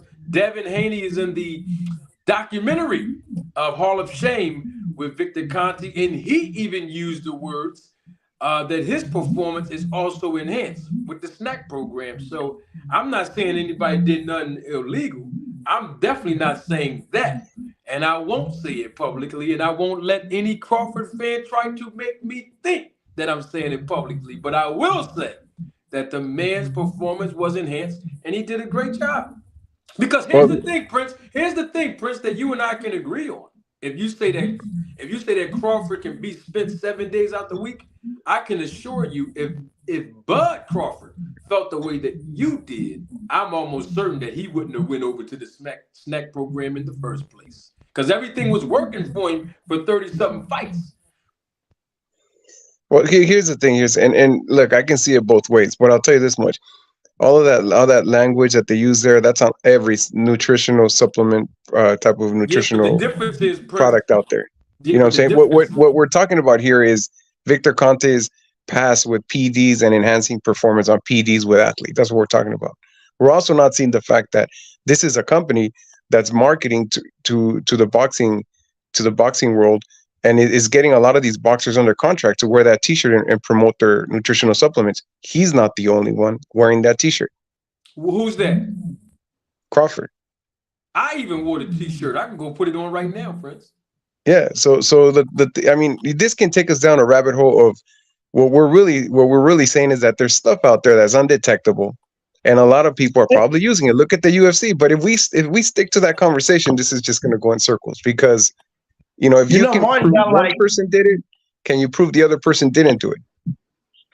You know, Marty got like 100 more subscribers that day. He put that snack jersey on. You know what I'm saying? He gave Marty a little boost. I extremely doubt that, band up. I will say, I'm not just messing with you, Marty. I'm just messing with you. hey, but guess what? Hey, it probably did. You know what I mean? But see, the thing about it is, I'm doing the It's in same the thing fibers. Crawford. But Ben, here's the thing: if I got 100 more subscribers because I promoted a snack by wearing the shirt and drinking some of the pre-workout supplement, I'm man enough to do the same thing Crawford did. Crawford came out and told us that there's certain things that he used with the snack program that other fighters don't. I'm man enough to come out and say, if it did give me 100 more subscribers, hey, it enhanced my performance as well. Here's the thing, hey Prince. Here's the thing about it.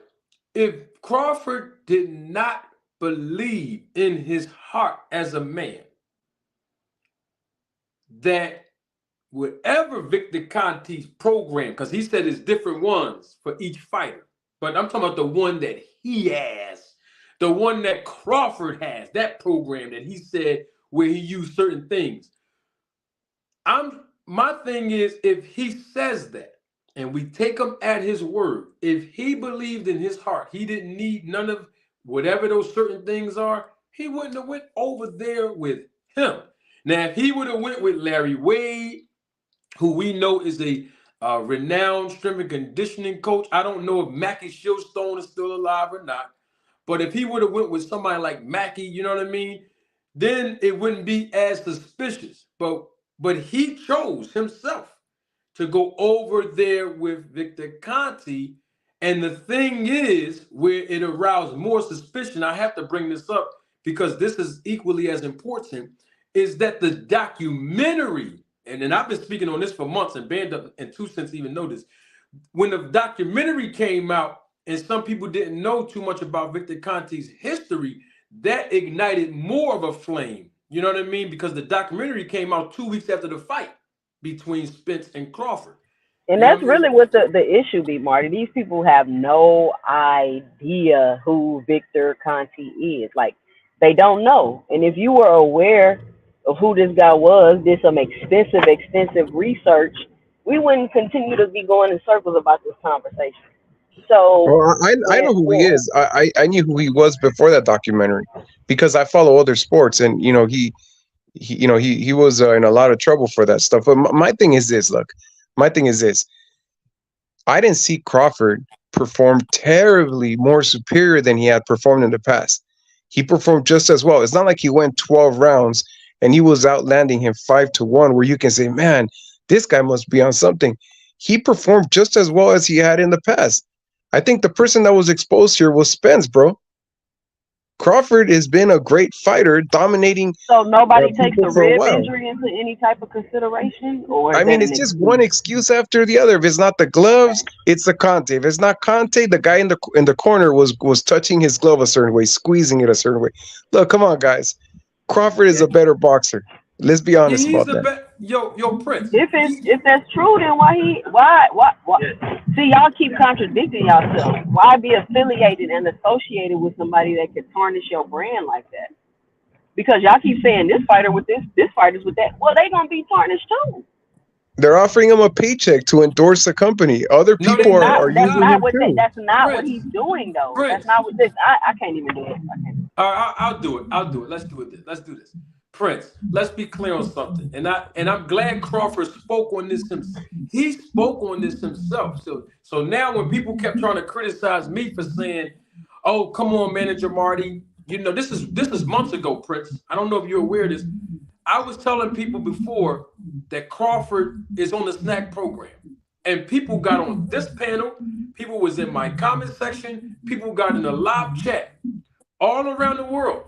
And they were telling me he's just endorsing the product. He's getting the check to just wear the logo on his trunks and wear his shirt, and that's it. And then I'm the first one. It's all public record. I Uh-huh. put out a picture and I showed people a picture where Terrence Crawford was working out in the snack gym. He was in a picture with Victor Conti standing in the middle and Devin Haney on the other side. And people kept telling me, oh, he wasn't in the gym. I said, okay, y'all didn't want to believe me. I let it go for about a day or two.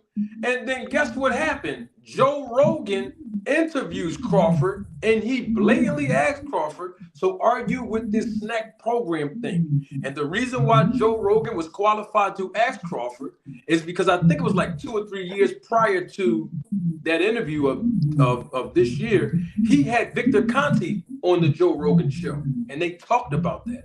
So Joe Rogan spent the block and asked Crawford, are you with the snack program? Crawford came out of his mouth and he himself said, yes, I brought the evidence to this channel, and then people that were saying that he wasn't on the program, they start backpedaling. First, they were saying he wasn't. Then, when I proved that he was, they start backpedaling, saying, well, we all can improve on something. See, the narrative kept changing and the goalposts kept moving back. So I've already proven that it's not just an endorsement check. Now, whether he's getting money or not, I don't know. But I know he's using the supplements. Now, you don't have to take my word for it. Crawford comes right back out again and substantiate the claims that I've been educating people on just a few weeks ago. And he said himself, I use certain things with the snack program that other fighters don't use. There's different programs for different fighters on snack. The man said it himself. So this is more than just an endorsement deal. I just wanted to put that out there. If you're selling a product, are you expected to go out there and say, I don't use this product? Is that how it works now? Let's be clear on endorsement deals. The whole illusion. But no. Let me ask you a question. If you're marketing a product, the whole premise of that is you're telling the world, I use this product. That's the whole point of it. But he is using the product, and that's what he said. And not only is he using it, he's using the other stuff that other people don't use. Huh? Not only is he using it, he's using what other people don't use. No, I remember that interview, and if everyone takes it their own way, but what I heard him say is pretty much that they have different types of programs because they have a vast array of supplements and stuff or whatever that they offer, and what works for some people is not what works for others. Look, go into one of those vitamin shops. You know how many things they have there? You mean to tell me that everyone is buying the same thing? I don't know, but this is the thing, though. It's not our responsibility. The unknown is the problem. Hold on 1 second, Prince. Hold on. It's not our responsibility to try to pick apart and analyze what Crawford means, because let's be clear, Prince, he never used the word supplement. So I don't know what he was talking about. But the thing is, he never said supplements. So, and I'm not saying that's not what he meant. You said it yourself. You don't know what he's talking about. We don't know what he's talking about. Look, here's the thing. Problem? I'm not trying to go down that road and say, all I'm saying is, hey, Prince, I am though. Hey, I am though. See, that's the thing. So you know exactly what he's on? Is that what you're saying? No. You know exactly what he took? No. Listen to what I'm saying. What I'm saying is, you're saying you're not trying to go down this route and everybody don't want to go there. I do. Because you know why? I made a statement on I think it was 3 days after the fight, publicly. And I said that both of these fighters, Errol Spence and Crawford, they look different in that ring. Both of them did. Now, you said, Prince, and I'm not here to be combative, but I just wanted to make sure I heard you correctly. You said Crawford looked the same in every fight that he fought before he fought Spence. And I'm here to tell you, everybody. I meant his perform, not physically. I meant like he performed well. You see what I'm saying? Like he had been dominating boxers. But Prince, no, he didn't. If you watch Crawford's last 5 to 10 fights before he fought Spence, he didn't look the same performance-wise, bro. How many of those fights did he knock out? Yes, he did. Hold up. How many of those fights did he knock out? Prince. I got you. I got him right here. Marty, Errol Spence, that whooping that Crawford laid on him was pretty much the same whooping that he gave to Amir Khan. He was whooping that boy. Amir Khan, bro. Come on, bro. Whooping him up. He was exposing him. Dude, he was exposing that man. He was exposing that man. Marty, what you think about Ryan going with the snack program? I want Ryan Garcia to get with the snack program right now. Go over there, They're Ryan. not going to his feet. It's not going to help his feet. It's not going to help his feet. It's not going to help his feet. Hey, he's going to get the footwork improved with the trainer. That ain't going to help his feet, but it's going to help everything else from to compete at the 140-pound division and 47. Ryan, go to the snack program, brother. Go on over there. It works. See, the thing is, what you're trying to do, Prince, is you're trying to exclude the snack from Crawford's previous performances. You know what I mean? And it's just not going to work because look, check this out. When he fought Kell Brook, right? Kell Brook was landing that jab and puffed Crawford's face all up. Let's go back before that. How did that fight end? How did that fight end? Hold on, man. Let him go. One mic. Let Marty go. When Crawford fought Glaskus, I don't know how to pronounce his name, right? The Russian guy. Kavalauskas. When he fought Kavalauskas was giving Bug trouble in them first couple of rounds and even knocked him down, bro. This is why he was like, I got to do something different. You look at the last 3 fights before he was on snack, he was taking a little bit too long to warm up. He was getting hit with some shots that he couldn't see coming. And I'm not saying he didn't improve, but to say that he was dominating fighters like he did Spence in the fights before he fought Spence, I would have to say that's not a fair assessment. I mean, look at David Evanesian was even giving him a little bit of trouble as well.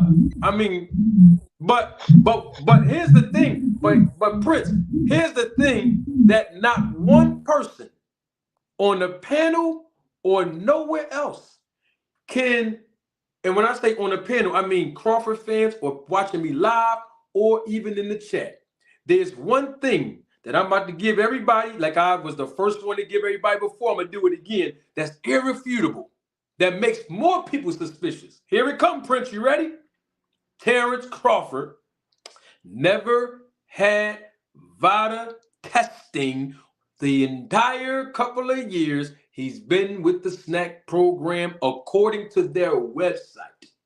That's not me making this up, Prince. So now you got people looking like his quote-unquote strength and conditioning coach, Victor Conte, is coming out publicly saying there are things that VADA's stringent testing, his words, not mine, won't even be able to detect because there are illegal, undetectable PEDs. Those are the words of Victor Conte. Then when you tie that into the fact that VADA hasn't tested this guy while he's over there on the program of Victor Conte, then it leaves a level of suspicion even more. It arouses it more. My thing is this. When you go over there with Victor Conte, I don't care who you are, Demetrius, and I'll call him by name, Demetrius Andre, Devin Haney, Caleb Plant, and whoever, and Crawford, and whoever else go over there. If anybody is suspicious of you and your performances, you guys stand on that. I don't want to hear not one fighter that goes over to the snack program complain if a fan or a YouTuber or whoever else come out and say they're suspicious of their performances when you went over there with a guy with Victor Conte's history. You don't get the luxury to complain and start getting mad because people are suspicious. You guys stand on what you do as a man. Go stand on it. And I'm gonna keep saying that because that's how I am. Stand on it. You knew what his history was before you went over there. Hold on. And before Crawford went over there, 3 years before he went in 2018, Willie Monroe Jr. tested positive for a banned substance while he was on the snack program. I'm not accusing Victor Conte of nothing. I'm just bringing out the facts. You knew all of this and you still chose to go there, then you got to deal with come with it. Y'all agree with that? On top of being skill levels above and the perfect fighter and all of this and that, like, what did you need to enhance? Again, Marty, speculation because he hasn't tested 30, guys. I can't hear y'all. This is all speculation because he hasn't tested 30. No, stop. This is not just speculation, Prince, because Where's that dirty test? hear me out, Prince. It's not the speculation from some people when he didn't test dirty. Remember what I just said. The speculation is because he didn't test, period. It's not because he didn't test dirty. He didn't test, period. You see the difference? Hey, So when the guy all the fighters are taking VADA testing these days, you're saying? oh, Devin Haney, look on VADA testing. No, but all the Errol Spence. boxers out there. I haven't heard of anything. When's the last time Errol Spence was in body testing? Oh, time out. Don't they have VADA, the other ones too? hear me out. Let me answer. VADA.com has expressed that Devin Haney successfully enrolled and completed testing for the Regis Prograis fight. Those are the words of VADA. So I'm not talking about any other fighter. You want to know why? Because they're not with the SNAC program. I'm only talking about the fighters that's associated with the SNAC program because that's where the cloud of suspicion is coming. There's not another quote-unquote strength and conditioning program that's under scrutiny except for the SNAC program and Memo Heredia's program, only because Victor Conti has thrown Memo Heredio's name in it. You know what I mean? Did Spence test VADA for that fight? No, nobody did from what I understanding. Okay, just wanted to make sure. But he did test. Well, watch. I'm glad you brought that up. But he did test for the Kell Brook fight. He did test for the Ugas fight. But Hello, the fight didn't happen. Hello. We can hear you. He didn't test for the Yeah, fight. No. Oh, hold on. I got something else to say after him. Band up. Can you hear me? Band up. No, because Marty, I got you. Can you hear No, me? Can you hear me? Hold on. Can you hear me? Band up. I'm glad. Hello. Yeah, I can hear you, and I'm glad you just said that man Kell Brook because you kind of was I wouldn't say capping, but I think you might have forgot something. Band up. I want to make sure the audience heard me when I said that Errol Spence tested for Ugas and he tested for Kell Brook. Omaha. Cold red. And that's still not the butt fight. Hello. Can That's y'all the hear butt me? fight. Huh? That's a whole year before. That's a whole year before. I'm answering the guy's question. He asked me about Spence, brother. I want to make sure y'all hear me. That's a whole year and some change before. The last time he tested before the butt fight. Hey, last time Bud tested was in 20. Hey, last time Bud tested, 2020. 2020. Hey, and Errol tested over a year and a half before that. It was in April when he fought.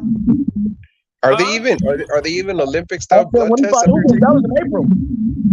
Olympic style Blood test? Is that what he was taking? Because there's a urine test and then there's a blood test, right? A what? There's a urine test and then there's a blood testing, right?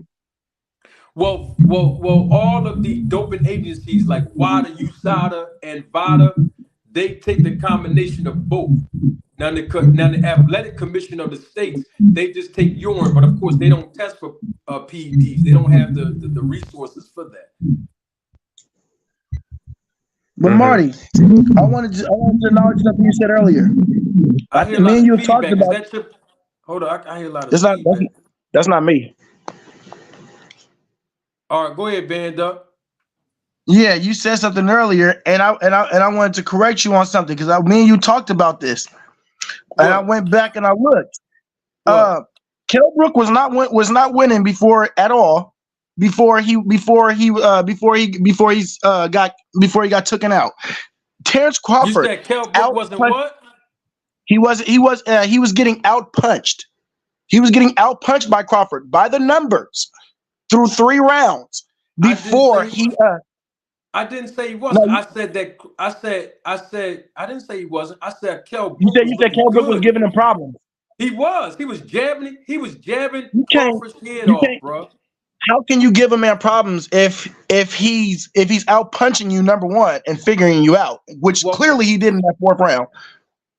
Well, the difference was you're going by the statistics. Now, remember, the statistics are a combination of punches thrown and punches landed. Of course, Kell Brook was throwing way more punches than Crawford. Everybody knows the fact that Crawford has the game plan of downloading information where the first 3 or 4 rounds, he's not throwing a lot of punches. So he's going to have more of a success in the punch stats because he's counter punching. You know what I mean? And so Kell Brook only he only threw it was no more than 10. It was no more than a 10 punch differential each round. But Kell Brook did he did throw more, but Crawford landed more. right, but Crawford wasn't throwing more than Kell Brook, so he's supposed to have landed more. And he was puffing Crawford's face up. I'm sure you've seen that. Yeah, right? I seen it. Yeah, I seen it.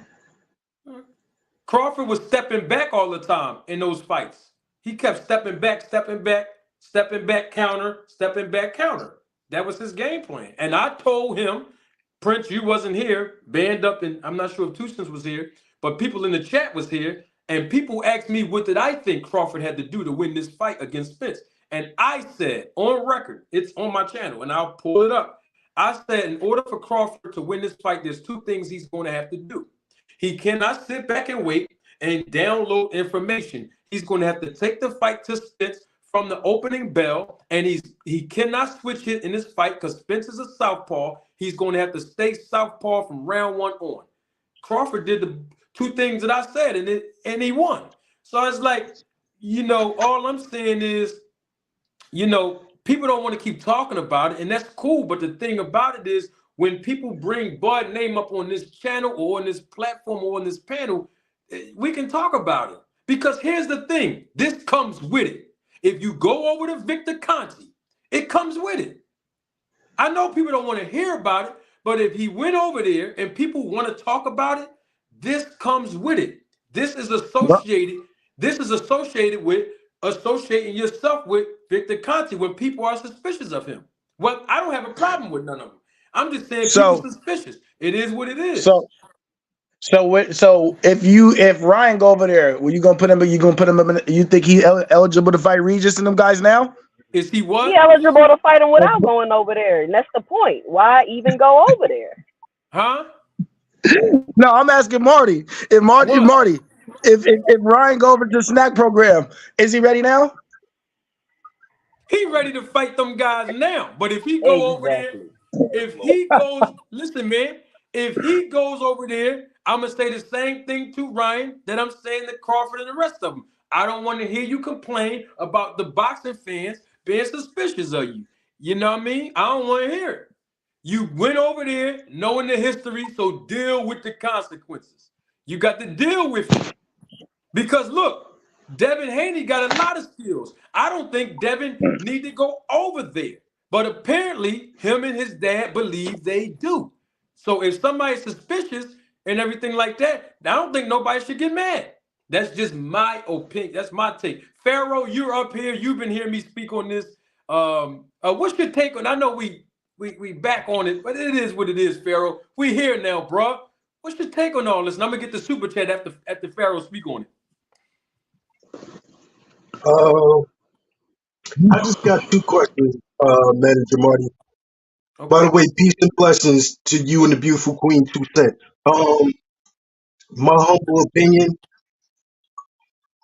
I don't know of a 35, 36-year-old grown man that gets facial and back acne. Not only that, how is it that Earl is breaking eye sockets and ribs, yet you turn around and tell the world you didn't feel any power from Earl? Like Gamboa buckled your leg. Technically, Cambosis dropped you, but Earl Spence couldn't hurt you. And I'm going to stop there.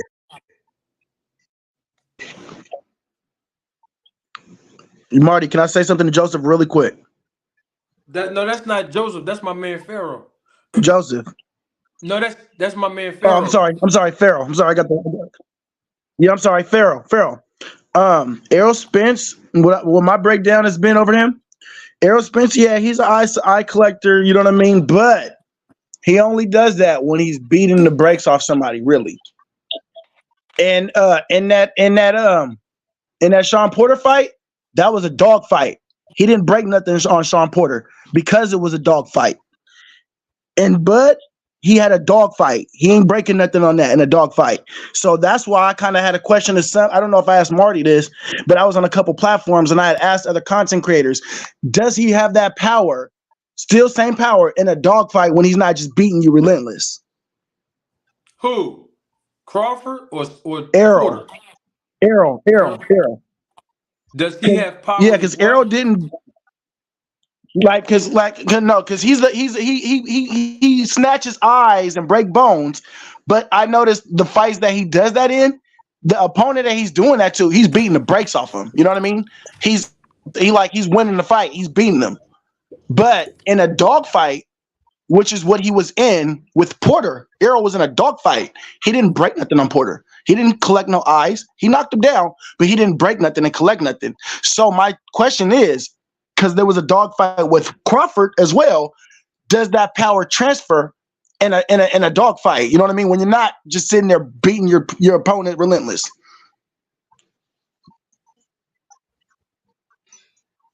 I don't see why it wouldn't. Even more so if you're in a dog fight. Not only that, I gotta think. Sean Porter had a totally different defense than the other two guys, than Ugas and Kell Brooks. So, you know what I'm saying, bro? It's like, it could go either way. It was a 50-50 fight.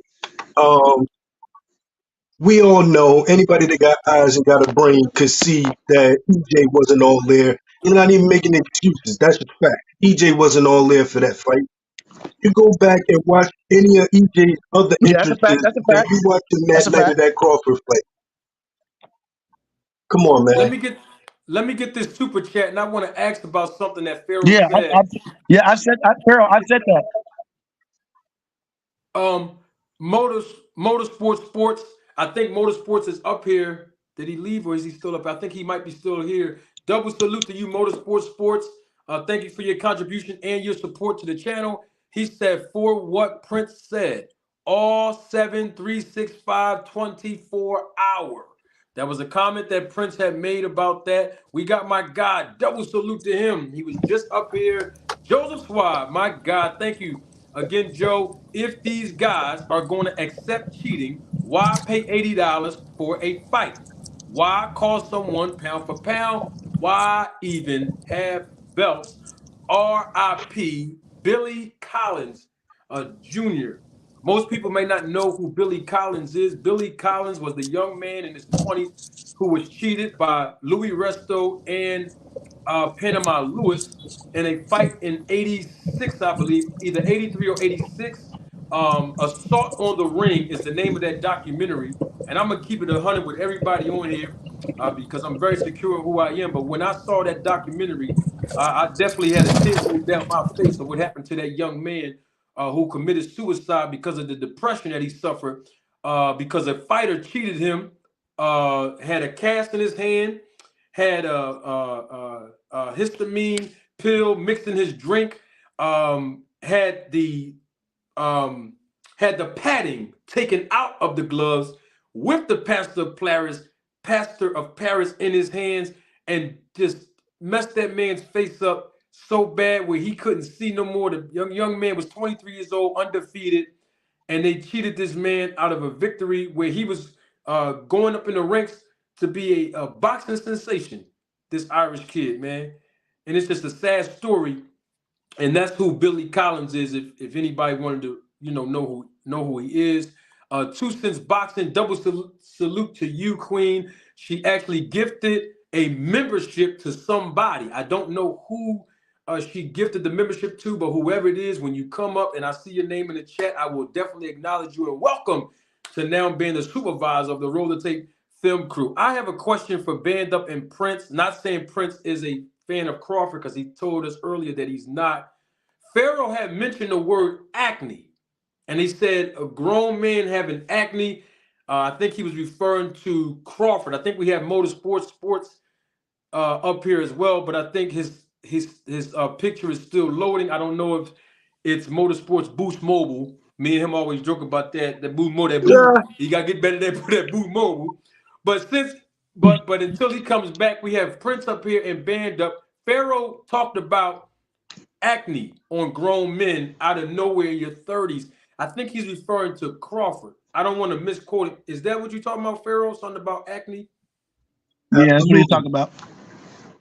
I don't know too much about that. Did y'all know anything about that? Band Up. So me personally, I'm not 30. I am 27, and I still got. I promise you, I flip this camera arm out. Flip the camera on and let us see you, Band Matter Up. of fact, you know what I'm saying? See what's going on with you. I got, you know, I got acne still growing out on my face. You know what I'm saying? I don't know about the Crawford. I don't know about Crawford, but I'm 27 and I still got it.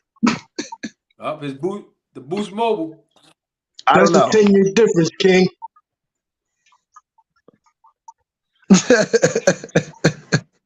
I don't know about that one. Are you? Hold on. Let's get the. I don't want the audience to lose us in translation. Band Up. Are you saying that you were born with it? Is that what you're trying to say?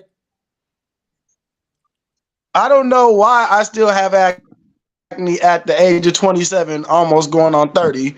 But I can't explain why that man had acne on his back or his, you know what I mean, or his head. Probably in Colorado, you know what I mean? The altitude is different. You know, he was in Colorado training and then went down to that Vegas heat. That snack program is different, King. Hey, let me ask you a question. So I don't know about the whole acne thing. You know, obviously what we're saying here is that there's a correlation between people that have a whole lot of acne and using PDs and steroids. That's a known fact, right? Okay, so let's put that to the side because at the end of the day, here's my question. If the snack program is so good, why did we see Andre get his ass beat? Why didn't he perform? No, he's 35, 36. I'll tell you why. I'll tell you. What was the snack with him? With this?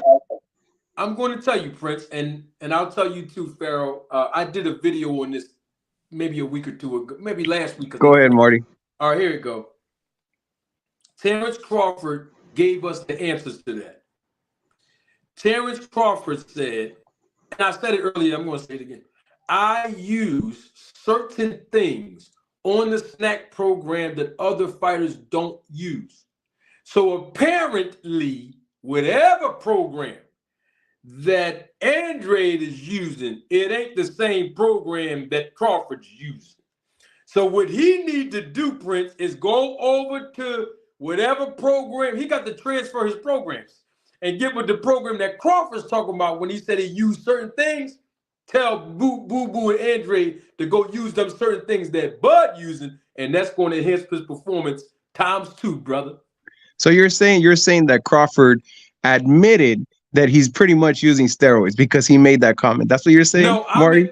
I'm saying Crawford himself said he's using. So because he said that, because he said he uses certain things that other people don't use, well, all of a sudden, that's an admission. That's what we're saying here. Hey, look, look. I'm not a Crawford fan. I'm just playing devil's advocate. But let me ask you a question, brother. It's okay. Let me tell you. Let me give you my what I really think. I'm just pulling the leg here. But here's what I really think. I think Spence isn't the same fighter he was before the accident.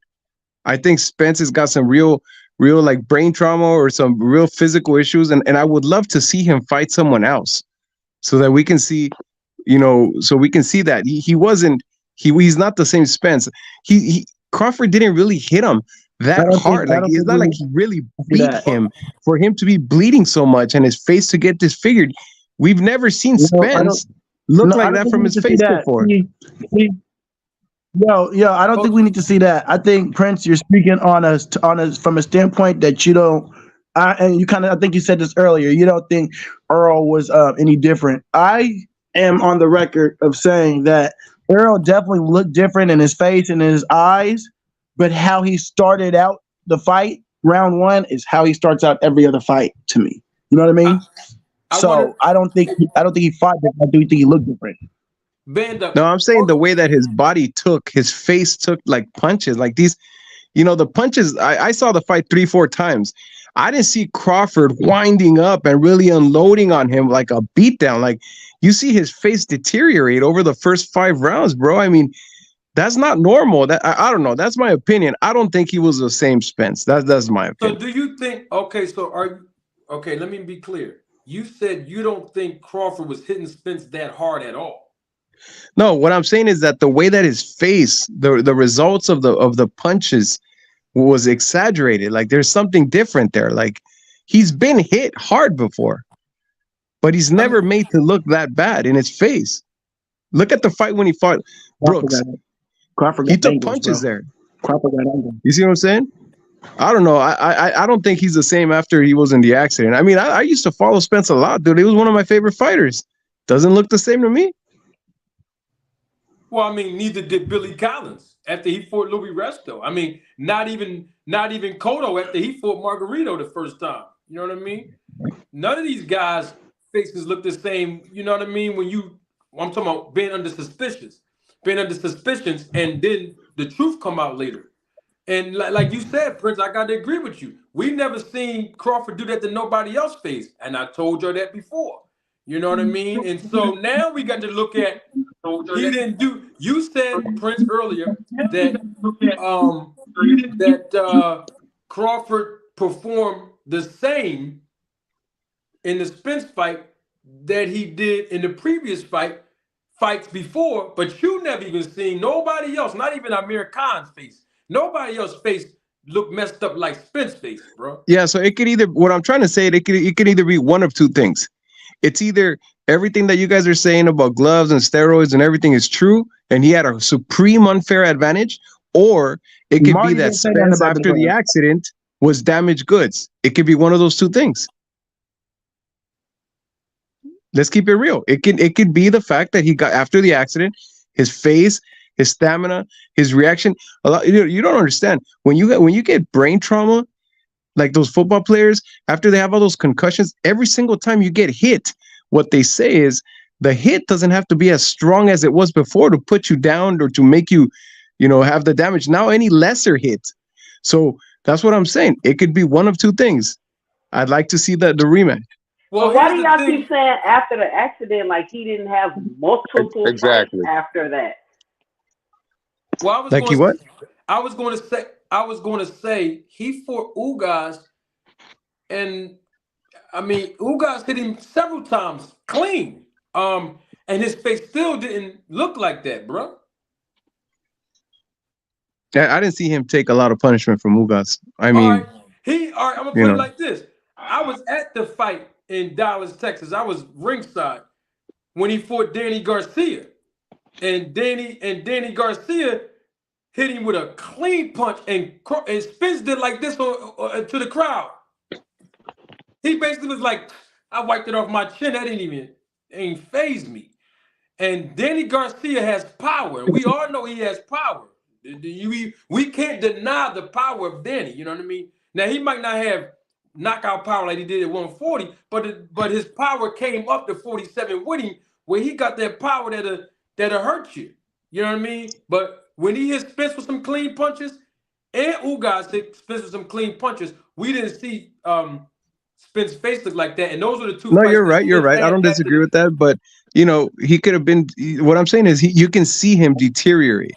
Like again, there's a thing on YouTube where this doctor that does like the brain stuff, they interview him, and he talks specifically about how people deteriorate faster after these big, this big trauma or whatever that they have. You know what I'm saying? Yeah, but we talking about one fight, bro. Yeah, yeah. He looked good. He looked deep. Even this is the thing: the fact that was Crawford's quote unquote easiest fight is suspicious enough in itself. Exactly. For you to be like, what the heck is going on? What is going on? Like, this fight should have been way more competitive. And honestly, I believe it was more something going on with Spence than it is with all the other controversy surrounding Bud. But nobody wants to admit that obviously something was wrong with Spence. And now you hear now the man had a rib injury. So you're telling me I can make it 9 rounds with y'all boxing Jesus Terrence Crawford with a rib injury? And then y'all sitting here saying y'all don't want to see the rematch? How could you not want to see the rematch? I want to see the rematch. I never said I didn't want to see the rematch. Hold up. Prince, hold up. 2 cents. You said he went 9 rounds. If I'm not mistaken, there's been a couple. I don't know if Marty didn't you say you felt that the fight could have been stopped earlier?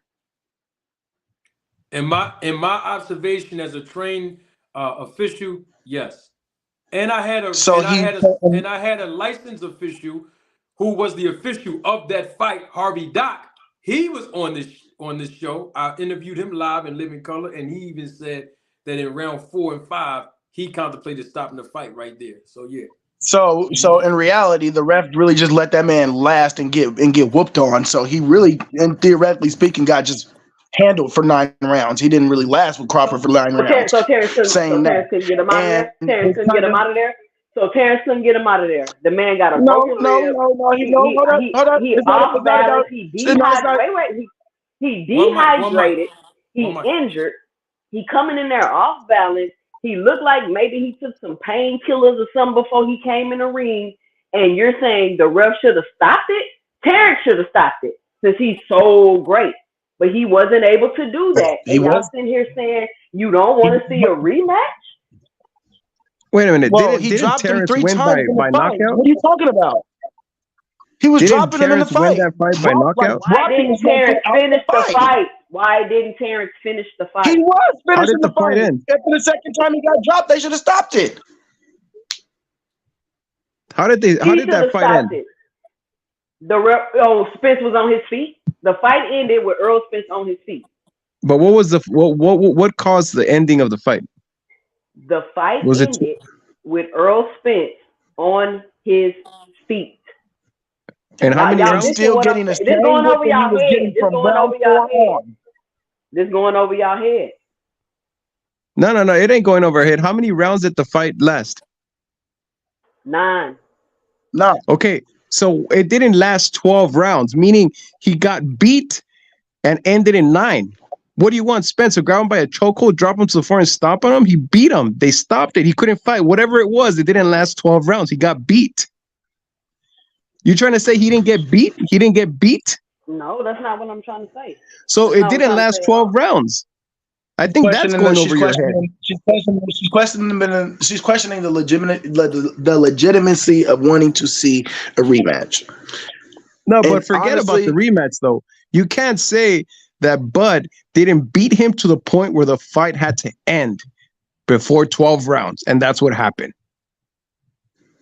Well, my thing was, well, this is my argument. My argument when you say that Bud wasn't hitting him that hard, I mean, when I look at pictures like this, you see this picture right here on your screen, bro?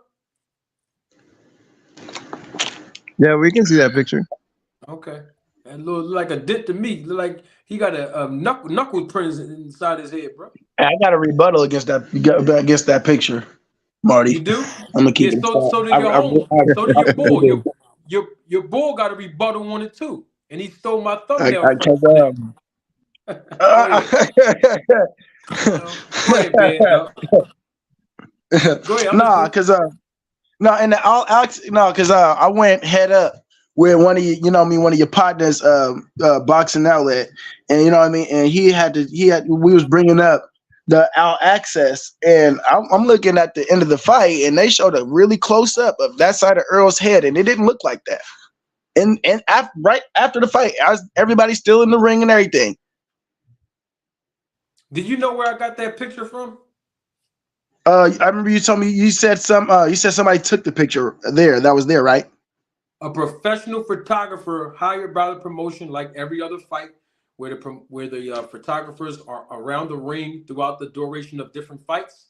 A professional, that ain't no phone right there. And that professional photographer took that picture for a news article who wasn't really focusing on the dent. I just happened to notice it and blew it up. But what it was is the ringside physician was standing in the ring after the 4th, I think it was in between the 4th round to evaluate Spence. And that's when I happened to notice it in that one little shot. And I was like, what's that on his face? And I blew it up. And that's where that picture came from. So a professional photographer took that picture. I didn't Photoshop that or nothing. I ain't Come nothing. on, Marty. Come on, man. I You wasn't think saying I you hold on? photoshopped You it. I think was I just like it just photoshopped didn't. it? No, Band up, hold I up. would He never. I said, would "Come never on, say you Marty." would do anything like that. No, not you, band up. It's okay. The guy over there in the corner, Prince. You said, "Come on, Marty." You think I photoshopped that picture, man? I'm not saying you photoshopped it. I'm just saying that, look, this is why I love your channel, bro, because even Oh though yeah. you do have an opinion on this, you keep it realistic. There's another channel that I'm not going to mention its name because some people might get offended here.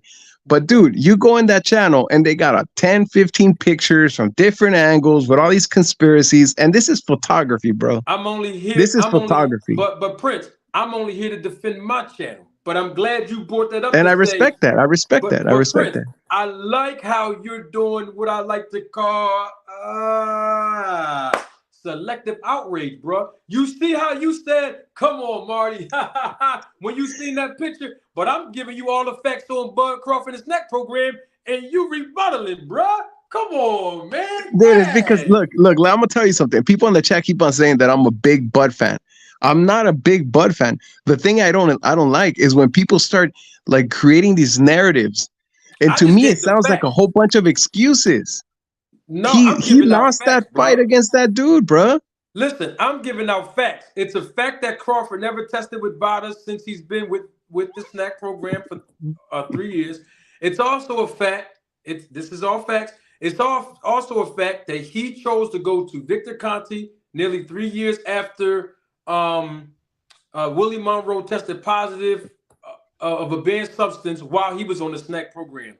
That's a fact. It's also a fact that Terrence Bud Crawford said himself that he used certain things that on the snack program that other fighters don't use. It's also a fact, not my words, but Terrence Crawford words, that there are different programs for different fighters on snack. It's also a fact that in Terrence Crawford's last 3 performances, including Sean Porter's, where he knocked him down more than anybody else in one fight, David Evanesian, where he knocked a guy out cold with one punch. And I mean cold, meaning unconscious, something that Crawford has never done, probably in his career, definitely not in the welterweight division. And number 3, his third fight was what you said, like you said at the best, Prince. We never seen Errol Spencer's face look like that, nor this was the most dominant performance and easiest performance of Terrence Crawford's career. And the whole thing is, these are all facts that I'm presenting. There's no narrative here. And these facts that I'm presenting, nobody can refute them because there's all facts. So I agree with what you're saying. This whole if there's this whole narrative on snack or whatever, again, I'm not on either side. The only thing that I do gotta say is that the comment you made about him saying Crawford saying he takes other things and stuff, I think He that's didn't say you're that. taking No, that out of don't do hold on. that to I think you're Crawford. taking that out of context. You're Prince. using it to your favor. You're No, using it to your favor. Prince, you said the man said take. Don't do that to him. Give him the right quotation. We're not going to All right. misquote that What's man. a what's the right Let him quote? get that. Huh? What's the right quote? I'm going to repeat it again. I use certain things that other fighters don't. He didn't say Okay. take. He said Just because use. he said he uses That's other right. things that other fighters don't, I think He you're said taking that out of context to it don't support make your no. argument. Hey, and guess what? Guess what Bud didn't do? That's another fact. Let's say I am taking it out of context, and let's say everything that I said that it was facts, I'm taking out of context. We waiting for Bud Crawford to come out and deny it. He hasn't done that yet either. If somebody believe he's on something PEDs, I'm just saying. I'm not Marty, saying me. I'm saying anybody. If anybody believe Marty, that man is on PEDs, he's never openly denied it yet. Did you see him deny it yet, Pharaoh?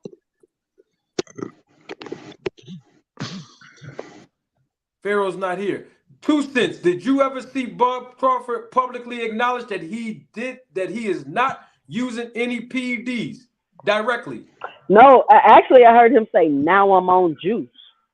Right. He never denied it and said that he is not taking any PEDs. Band up. Did you see him publicly tweet or Instagram or anything like that say that he's not doing any PEDs? I'm just asking.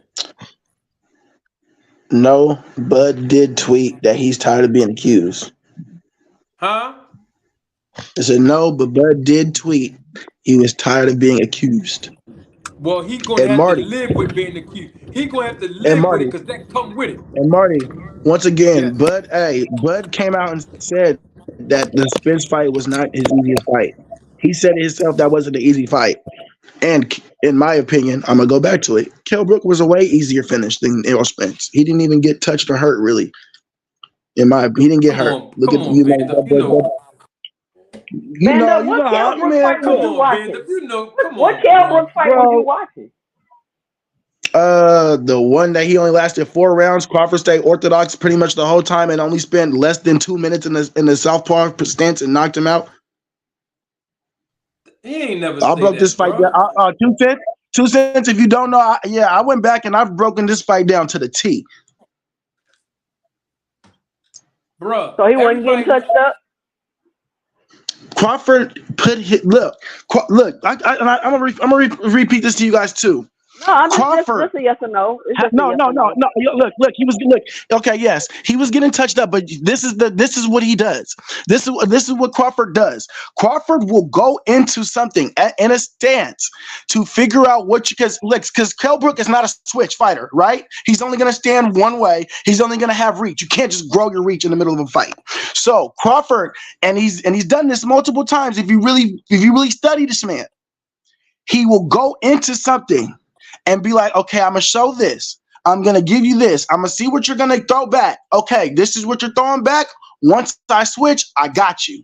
And exactly what happened, which is why that man only stayed in that southpaw predicament for less than 2 minutes. He already knew the punch combination Kell Brook was trying to land. Yeah, I might show a possum and give you success here, but once I switch and you throw that same thing, I'm going to catch you coming in, or I'm going to catch you on a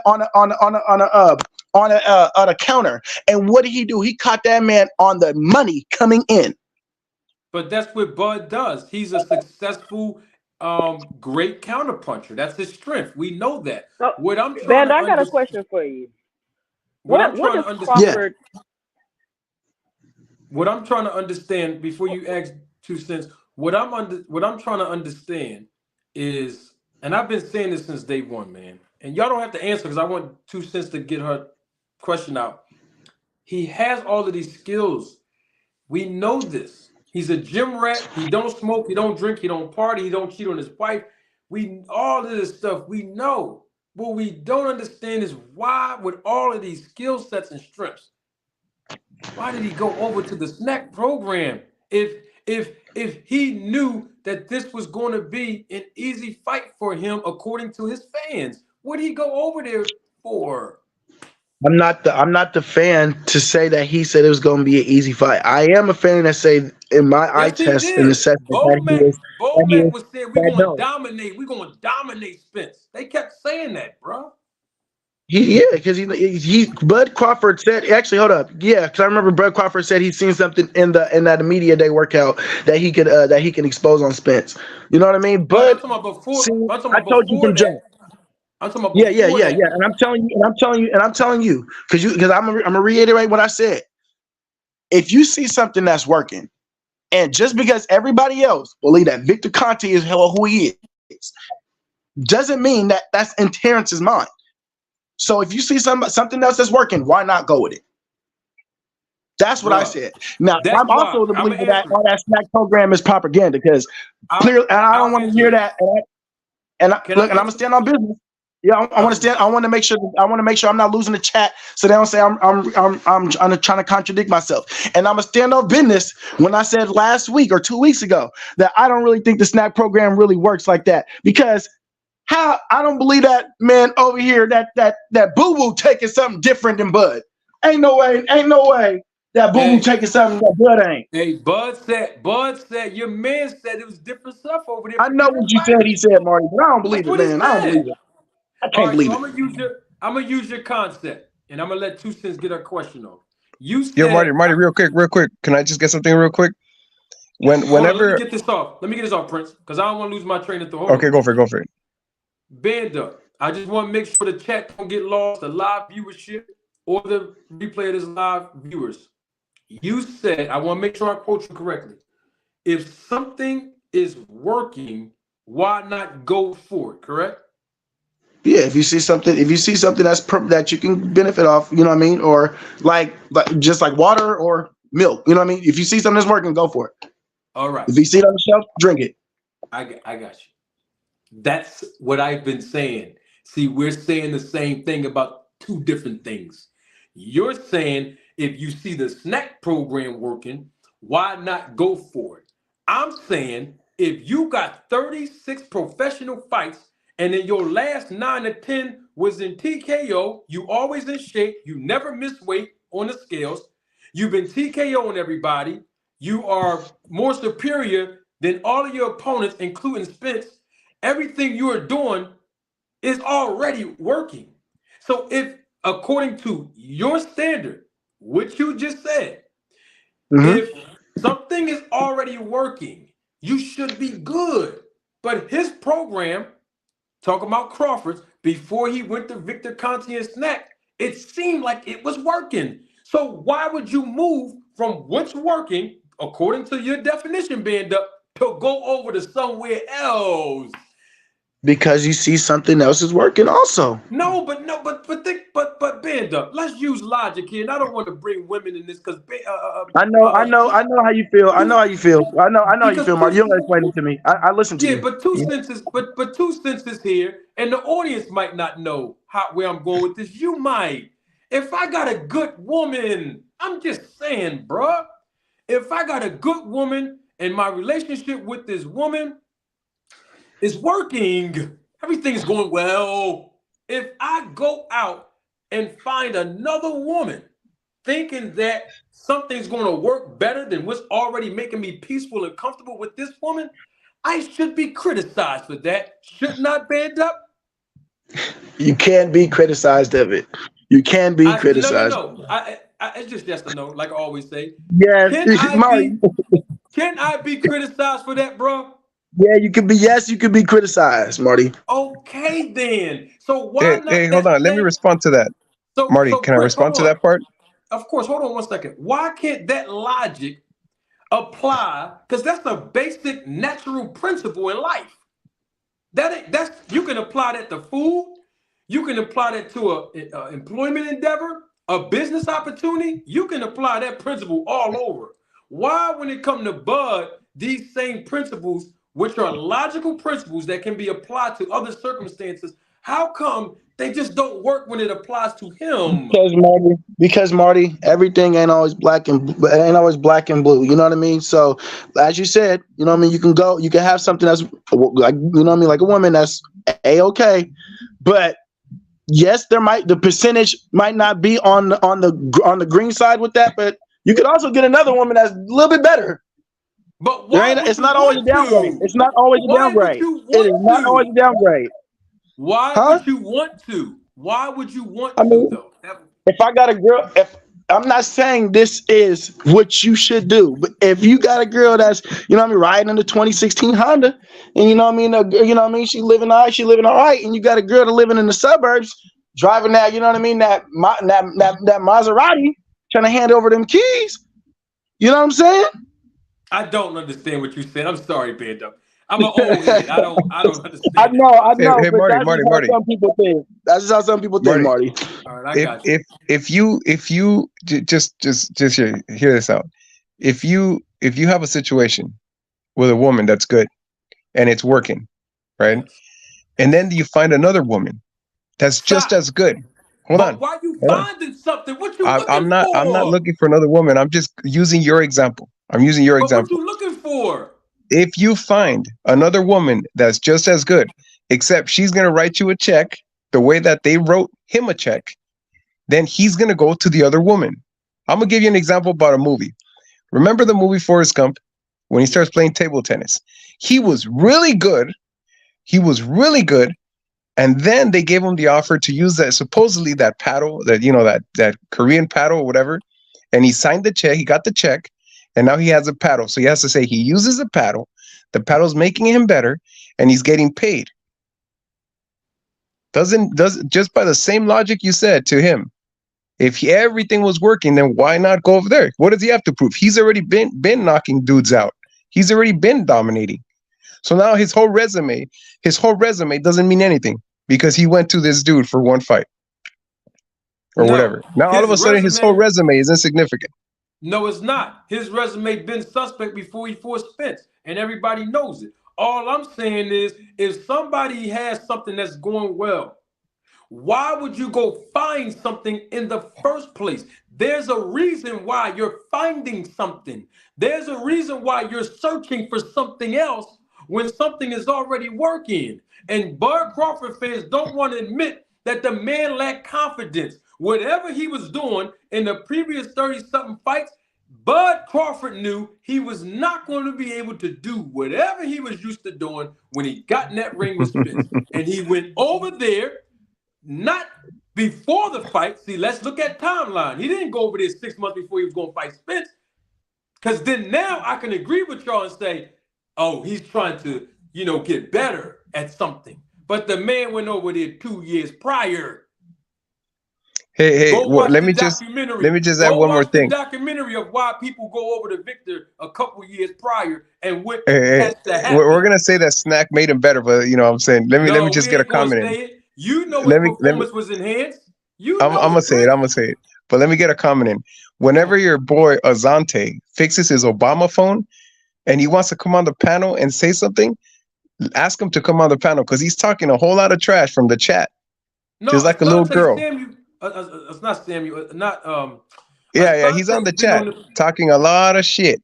And if he can't afford a real phone to come up here and try to cook me and band up, then he should just stay quiet with his Obama phone on the chat. No, he can cook and not be running his mouth. That's what I'm saying. I'm a vouch for Asante. He knows how to cook, bro. Well, it sounds better when he's on the panel saying it to my face as opposed to calling me a princess and talking all this shit from the chat. Because when he was up here, I didn't hear him say anything to me. I'm just saying. I'm calling him out. If he wants to smoke, I'm right here. Go ahead, continue.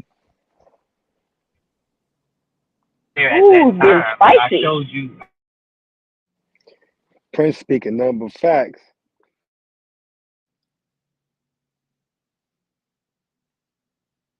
I ain't say nothing. Motorsports, you up here, bro? What's good, man? Jamal, what's going on, my brother?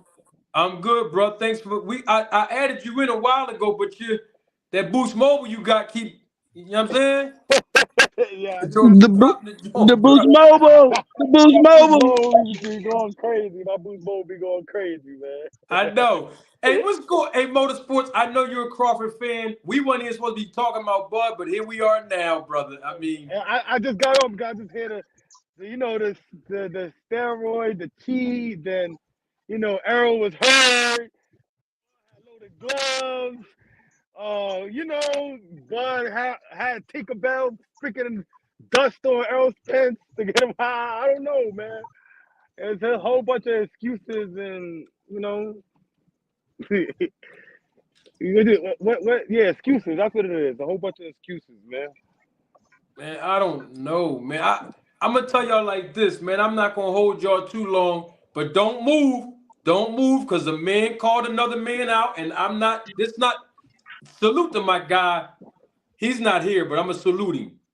Knockout Boxing 86 TV. He does the debate channel. So I'm not refereeing. I'm not the host of none of that. But I can't let another man call another man out and not give that man an opportunity to respond. He's here now. We're not going to go all day with it. Asante L was in the back. He gonna come back up here, Prince. And I'm just saying, I'm gonna let y'all talk. Oh, there you go. Look. Let him up here. That ain't him. Hold up. Let him up here. I want to hear what he has to say because he's been talking a lot of trash in the chat. All right, hold on. That's my man Lucky. Hold on, Luck. Asante L was here. If he want to come back up, he can come up. Let y'all two men talk. You know what I mean? It is, Hey, what's up, Lucky? What's going on while we waiting for Asante, man? What's going on, Lucky, man? Hey, ain't nothing much, Marty. Hey, look, I don't usually debate with you, but it's like, can you hear me? Say it again. Hold on.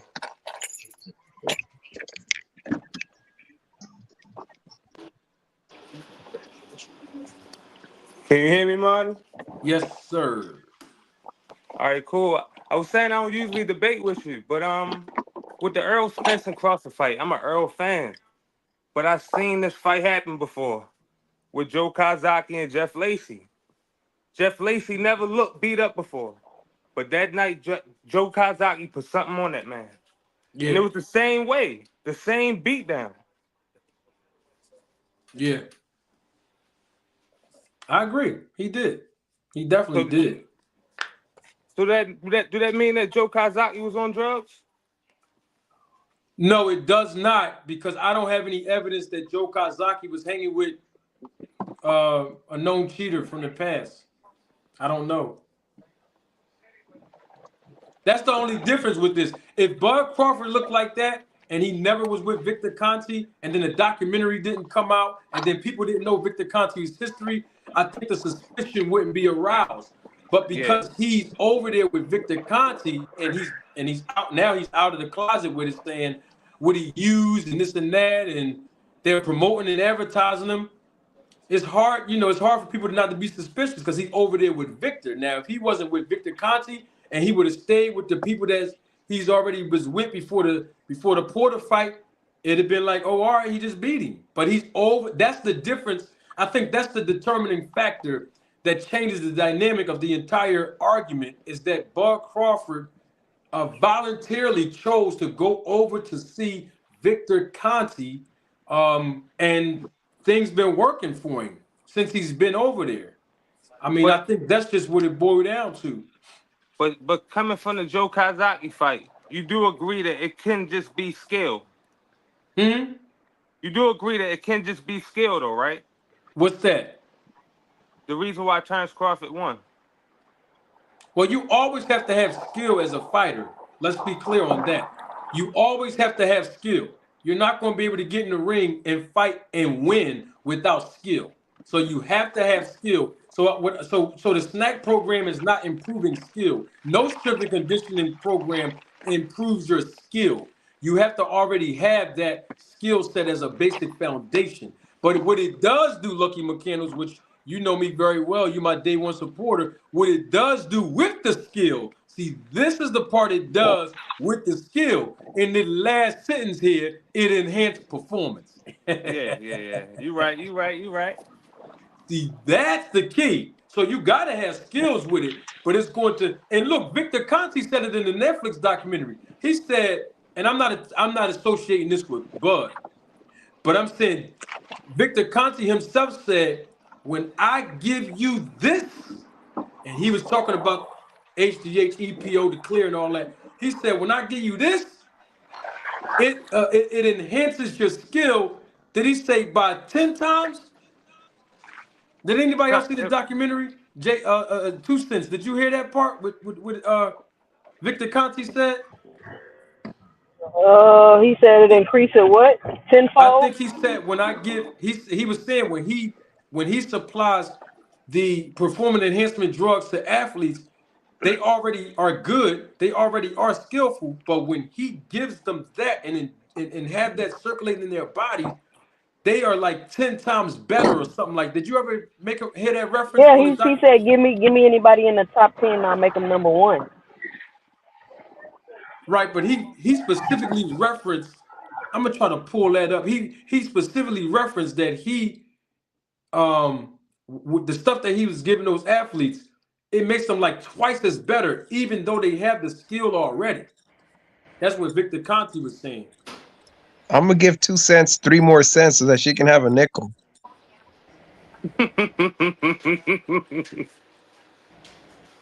I'm good with my two, bro. Or just keep it with the 2 then, because I got 3 more cents if you want the nickel. Your money ain't no good, man. Hey, well, look, I Asante ain't coming up, dude. I gotta get out of here. But thanks a lot for having me on, Marty. You know what I'm Yeah, saying? I haven't agreed with you 100%, but I did it respectfully. You know what I'm yeah, saying? I all good. next time I come on, I hope to talk to Asante and stuff. You know what I'm saying? Shout out to Salute, my Prince. girl 2 cents. Appreciate you, Prince. Before you go, Appreciate it. Prince, Appreciate it. Peace out. hey, may I, Prince? Yeah, what up?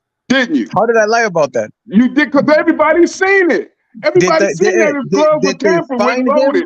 You just sat here and said that there was no foul play, basically. Let me ask you. I'm responding to your question. And they cut Did the they camera find off him? when they was doing No, his you glove. just said Did they there find was him? none tampered or loaded. Did Yes, they you disqualify him?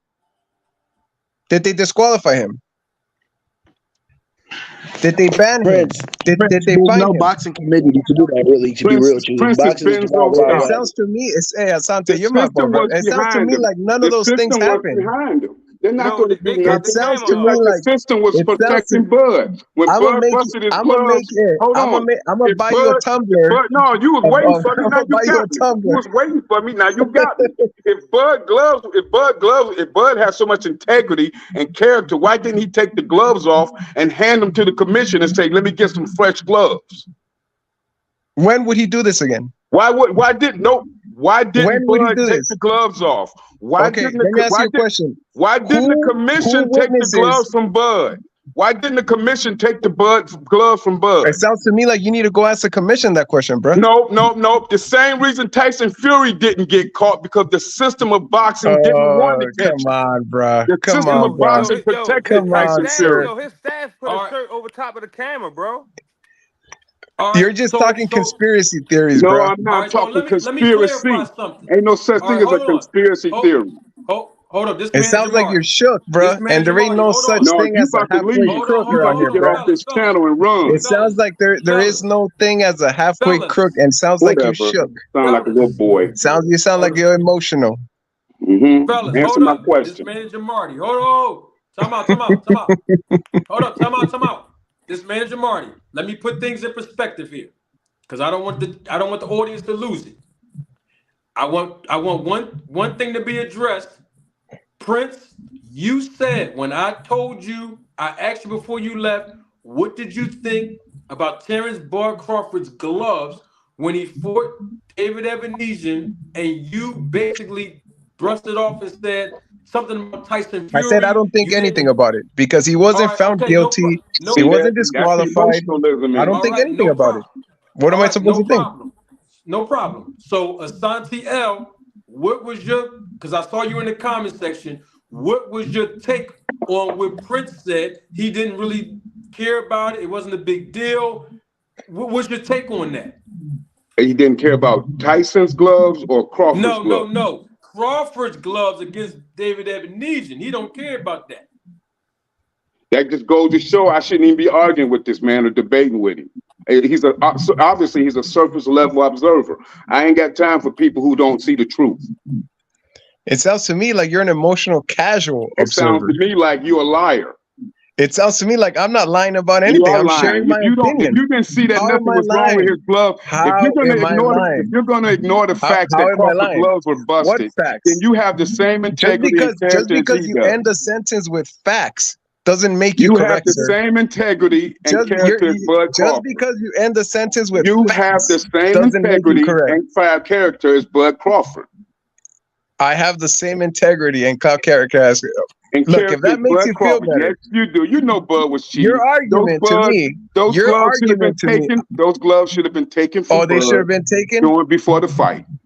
before the fight. Who gives them the gloves, sir?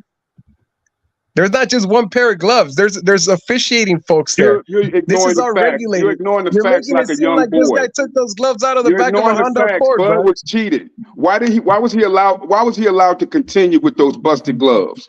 Answer that. Hey, look, bro. We can stay here all night and talk Answer about your the conspiracy. question. The Why fact was he is, allowed to look, fight the with the fact gloves is, busted? hey, Manager Marty, the fact is that he was not fined. He wasn't found guilty of anything. He wasn't suspended. No I'm gonna one be did quiet, anything Marty. about I'm it, gonna be and that quiet. fight ended a long time ago. And that's it, bro. All right. Unless you can bring to me some facts, to use your word, facts about how he was found guilty of anything, then I'm not gonna argue about it because nothing was freaking found guilty. That's it. Period. It's all your speculation. So let me ask you a question, Benzo, before you go. So does it mean that I didn't do it because I wasn't found guilty, or was it they just didn't find me guilty? Because that's two completely different things. So you're saying as long as I can get away with it, then it's cool. That's what you're saying? As long as I can get I'm away with it, saying then it's that cool. he wasn't. Look. Let me break this down just one more time. I can see your guys' argument about Snack. Okay, I can see where that comes from. The speculation, because he has been found guilty and imprisoned, and he has a rap sheet this long about steroids. I can see that, but I can't see this because he wasn't found No. guilty, and they don't have any proof, and he wasn't suspended, and he wasn't fined. That's what I can see with this. Well, Does that I make asked sense? you about. Well, No. all Okay, hold evidence up. starts out No, circumstantial. don't make sense. Oh, Hold so all up. of a I sudden we're all wasn't internet asking about the detectives here. Is that what glove. it is? Yeah, they Prince, internet Prince, detectives, Prince. They internet detectives, gang. You ain't gonna win with them, bro. No matter Prince, what you say, Prince, they're gonna have another thing, Prince. something else, Okay, nothing with let's no be facts. clear. Let's hold up, guys. Let's be clear. I didn't ask about the gloves between Crawford and the Spence fight. Let's be clear on that. I specifically asked you about what did you think about the gloves and the David Ebenezer fight with Crawford. Everybody knows the gloves was busted all up. We know that. So I was asking, what did you think about his gloves being busted? What was your assessment on it? And then I guess the nonchalant answer that you gave was like, oh, well, it is what it is. It's old. Nobody was found guilty. It is what it is. You know what I mean? Or blame the commission, which I understand that commission part, but I was just trying to get your assessment on it. I think that's why Santi L was talking about, you said basically you were lying because when I asked you about it, you basically was like, you didn't know what was going on. You know what I mean? With them gloves. And I think you kind of do know what's going on at this point. Marty, you asked me about the gloves just right now. No, You and I Before you haven't left. directly talked about gloves. In this whole time I've Yes. been on, we haven't directly talked about gloves. No. I'm talking about right before you was about to Yeah, go off. yeah. I So asked you his about the beef gloves. with me, him calling me a liar, stems from me being up here for an hour and him being on the chat, just calling me a liar. Why you worrying just about me asked being in the chat? You supposed to focus on the panel. hold on. Why I'll get wasn't to you you right now. focusing on the panel? You Why you just asked me focusing on about the the chat? gloves.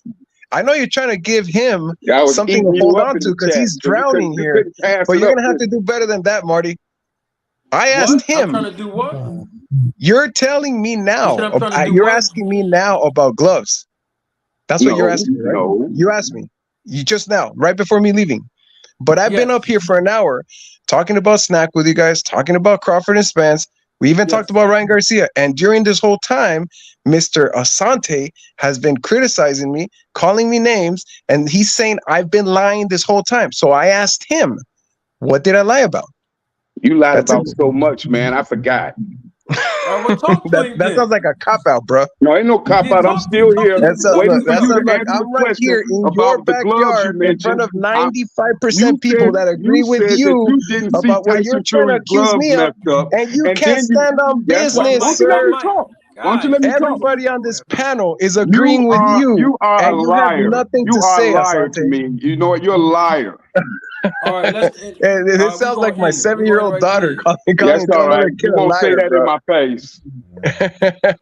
Well, All what right, you mean let's about leave that? it. What do you mean about that, Asante? All You right. heard what I said. Hey, I'm gonna keep this a gentleman's conversation because it sounds like you're Yeah, copping because out you and can't getting a answer little no ghetto on me. questions. You cannot answer the question. He asked I've you been about the answering David. questions all He night, asked sir. you about the David Ebenezer gloves. Hey, You I've been answering bypassed it. questions You all mentioned night, sir. you had something to say about Fury gloves not being tampered with, and then you wanted to move on about Crawford's gloves not being tampered with. What I said is So that that means you don't whenever watch someone boxing. loses, You there's don't this watch whole boxing. conspiracy You just about watch the gloves highlights. and That's all padding you and do. all this shit. That's what I said. You don't watch boxing. You watch That's what I highlights. said. Oh, okay. I don't watch boxing because you know me, right? I don't care to know you. I just know that you up here telling a bunch of lies. Well, what lies? I didn't say anything. You I was lied. sharing my opinion on a bunch of Why did speculation. he asked you before you was about to get off about Everything Tyson that we Fury's talked about. gloves, Look, and he listen. asked about David Let me Ebenezer ask you a gloves, and question.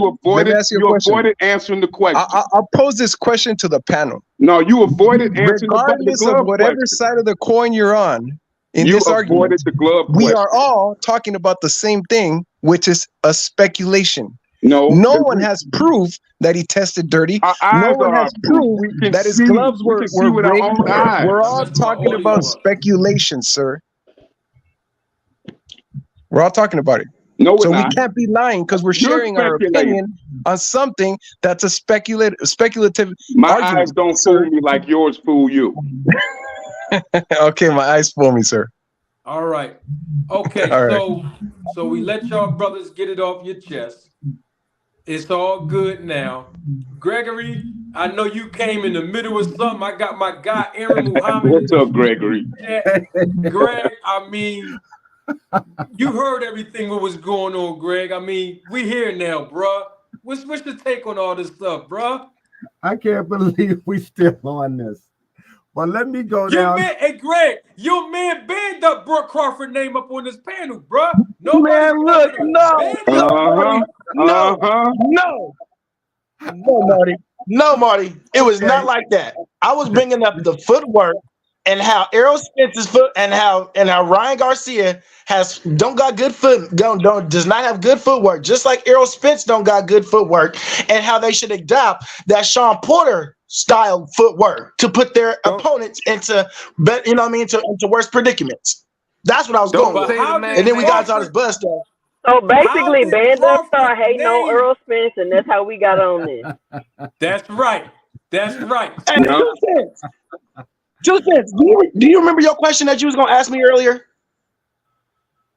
I was just gonna say, what is? Can't hear you, 2 Cent. I Your, was gonna your say, what does reception. You Crawford cutting need to out. work on? Your reception. You said, Hello? what does Crawford need to work on? Yeah, what does Crawford need to work on? Huh? Terrence Crawford Yeah, needs to work. I said, what Terrence does Crawford Crawford. need to work on? Terrence Crawford could definitely work on not getting hit in the orthodox position, orthodox stance more. He could definitely work on that. His defense. What we In trying my to eyes, figure out in my perspective, Terrence Crawford has the Terrence Crawford and Jerron Boots Ennis are two fighters that have the complete offensive punch package. what we trying to figure out That's how I is feel. that's how I wanted Mr. Greg, because how we got on this is because Tucson and Band Up was having a dialogue, and I was right. Band Up brought the man Bud name up. He brought the man name up. He just did. And then it opened up a can of worms like Bud's name do all the time. And I see. unfortunately, I we are see. here. I see. So I guess we're gonna have to relitigate all over again for all the different issues, because I guess that's where we're gonna always be. Can I just go down the line real quick? I already have told y'all, for this is just for me, my distaste for Bud being with Victor Conte. So we square on that. I also told you how really alarmed I'm looking at his Bud's own statement about I use the snack program and other things. That other thing still has me. What are the other things? And it also, as I said, makes me think, how long had that been going on before you got to the snack program? Because the other things you didn't say were snack. So those two things have me looking at Bud, like I said, with the evil eye. That's where I am with that. In terms of the fighters don't all use the same thing. What I believe, my opinion again, is there are different degrees of the supplements that each fighter uses. I might use 50 milligrams of one thing and another fighter uses only 33 or 40%, or I might not even use the same thing. So I believe they all are getting the supplements just in different dosages, or some things they don't need for their particular system. That's how I see that. On the gloves, we've been back and forth with the gloves. Bud uses horsehair gloves. Horsehair gloves have all kinds of problems, such as they're very soft. It's easy to feel the knuckle through them. They bust. He ain't the first fighter who's been in a major fight. You know, I recall Holyfield in that war with Burt Cooper. His gloves busted, if you remember. The fight still went on. The refs, each time is my opinion, just with Crawford as well as with Holyfield and Cooper, those gloves should have been taken off and fresh gloves put on just to prevent anybody thinking there was some advantage somewhere with a busted glove. It wasn't done. We arguing about a sport that was born of corruption, has all kinds of corruption throughout the sport. So we're gonna argue about different aspects of it when it don't favor our guy. That's all it really is to me. But yeah, in the David Ebenezer fight, they should have changed the gloves on Bud, but for whatever reason, that official said let the fight go on, and David got put out. Now, I do believe, however, there was a possibility if the round had gone on and David hadn't got knocked out, they would have revisited that. I don't know for sure, so I'm speculating for sure there. But that's what I think should have happened with the gloves. Anytime the gloves bust, that's what I think should happen. But we're looking at time, we're looking at how long it's going to take, blah, blah, blah, blah. So they're not going to always do it. And we just have to decide, were they trying to favor that fighter, or was there something else involved here? So that would be speculative. I think I covered. If I missed something, just let me know. We were talking about the gloves. We were talking about the snack program. We already know the snack program does work. Band said it didn't work, Mr. Greg. He said it don't work. I think because there's been such emphasis on the snack program allegedly turning you into a Superman, is where some of that comes from. I'm not sure if Band thinks that way, but I'm seeing overall people think if you more towards that. Yeah, you're guaranteed. To be honest with you, I heard Marty say something.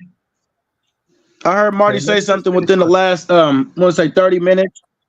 Okay, well, let me just finish and I'm trying to go right through it real fast. I think it does work for certain fighters better than other fighters.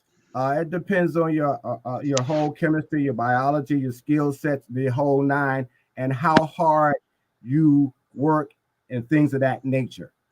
And I think when people see snack, some are still thinking steroids. Some are still thinking there's something nefarious, and I understand why. It's Victor Conte.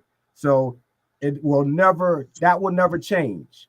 And I think that's where that comes from. But I think the snack program, just like any other supplemental program that's geared and engineered in the way that it is, should work for most fighters. But some guys are going to be better and going to do better than others. I personally think, even with Andre, I think the snack program did help him, because he wasn't as far as I was concerned, he was getting hit, but I could see where he was breaking down from receiving those punches that he was getting.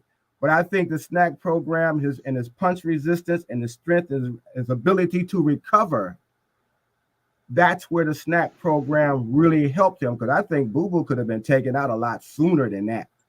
That's my opinion. Especially at his age. That's my opinion. At Boo Boo's age. Now, when you exercise, again, some people, particularly athletes, depending how well they have taken care of themselves in their entire life, depending on the sport that they're involved in. Boxing is one of those hard ones. You're getting punched in your face, punched to the ribs, punched in the chest, et cetera, et cetera. There's going to be some fighters who can do better with that than others. You got a guy like Crawford. Crawford can hit with the way Crawford hits you, and the fact that he has a strong back, strong hands, and that he uses gloves that are legal, he's going to hurt you more. Now, I believe Spence got hurt not just because of Crawford hitting him, but all of the things that they say was wrong with Spence was from the ribs to the alleged drugs to the weight draining to the fact that he'd been out of the ring for, I think it was 14, 18 months, something to that matter. All of those things, as I just said, you bring everything that you've done and haven't done into the ring with you, whether it's good, bad, or indifference.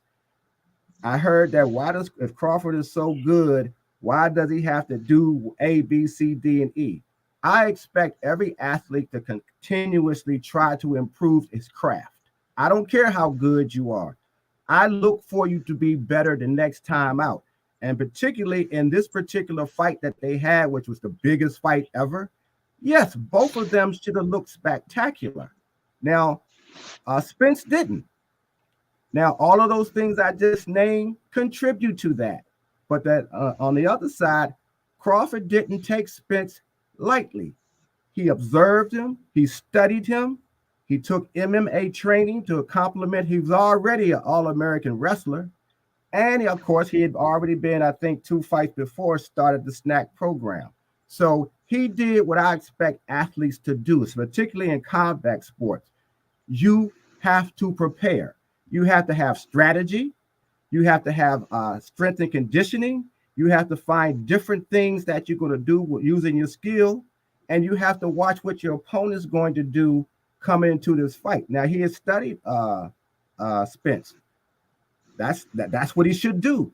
It seems like nobody thinks he should do all of that. You should not just stand on your laurels for what you already done. We already saw what you already done. We can criticize each fight and what you should have done better. So each fight, I don't expect you to keep getting hit as much as you got hit in the last fight. I don't expect you to get knocked down again like you did in a previous fight. I don't expect you to do anything the same. I expect you to do better. And that's what every athlete, including Crawford, including Spence, should always be doing. Now, what happened with Spence? We've been arguing back and forth for that.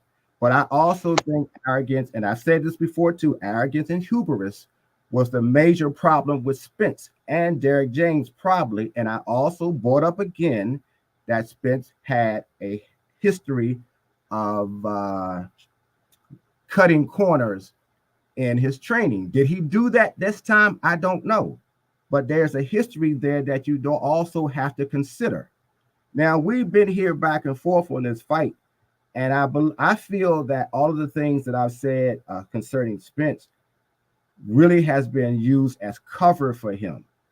He hasn't received a kind of full-throated, chest-full criticism for where he was wrong, or I shouldn't say wrong, but what he should have been doing and what didn't happen.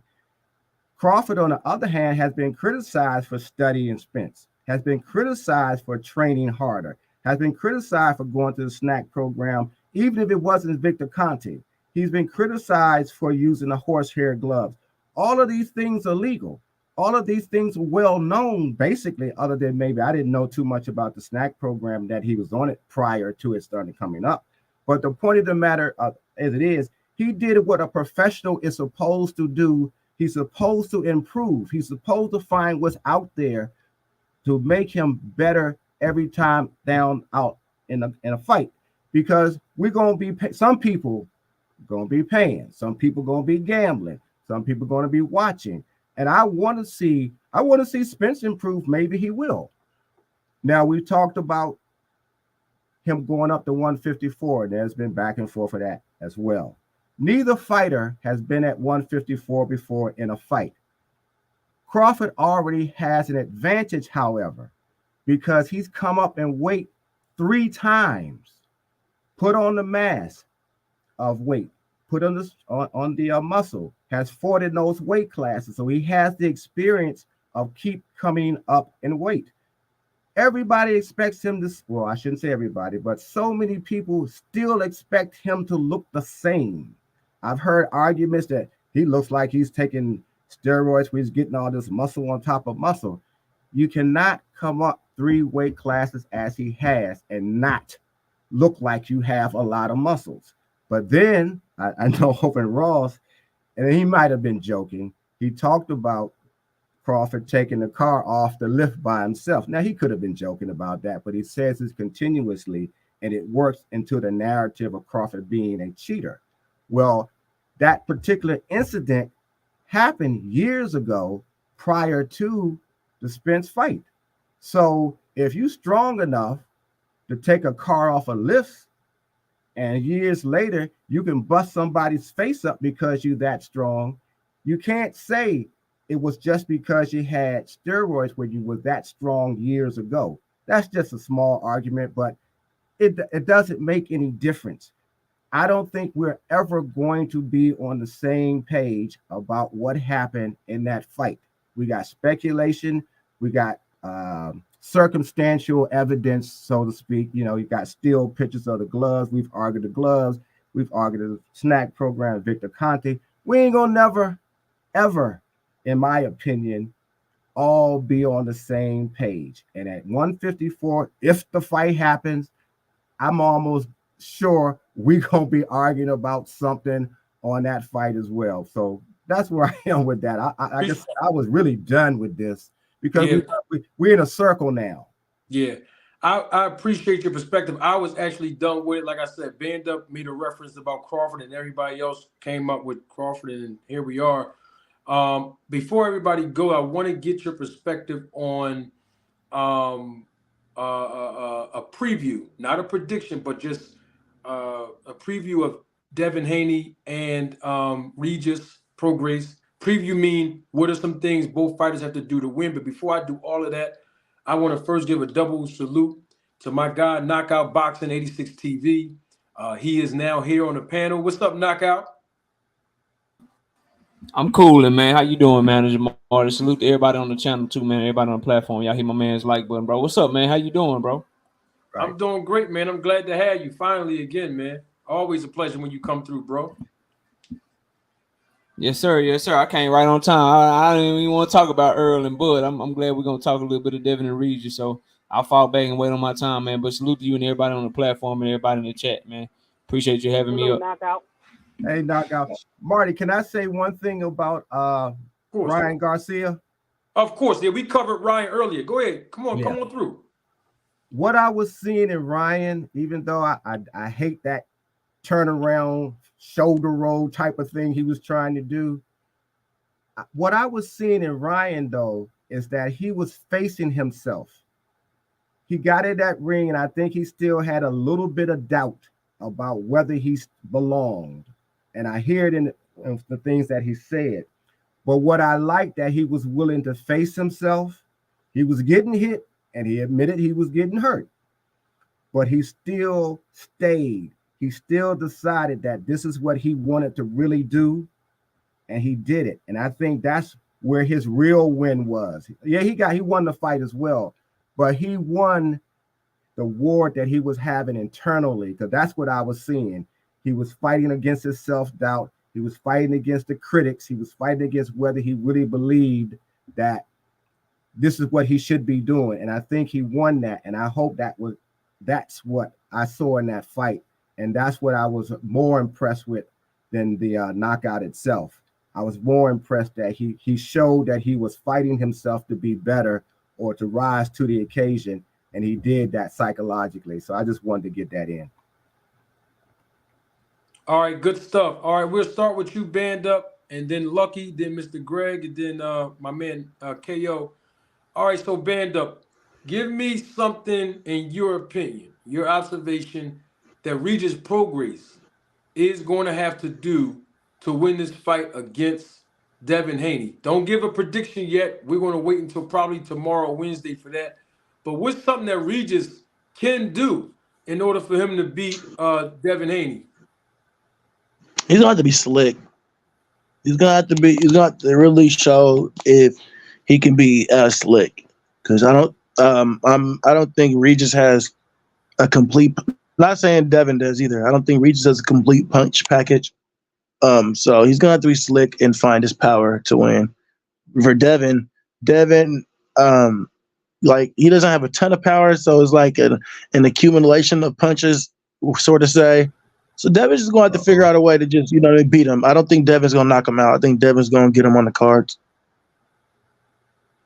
If he goes to a win, if Devin wins, I think it'll be a cards. I don't want to give my final prediction, but I see both of them having a chance to win. And those are the ways I think.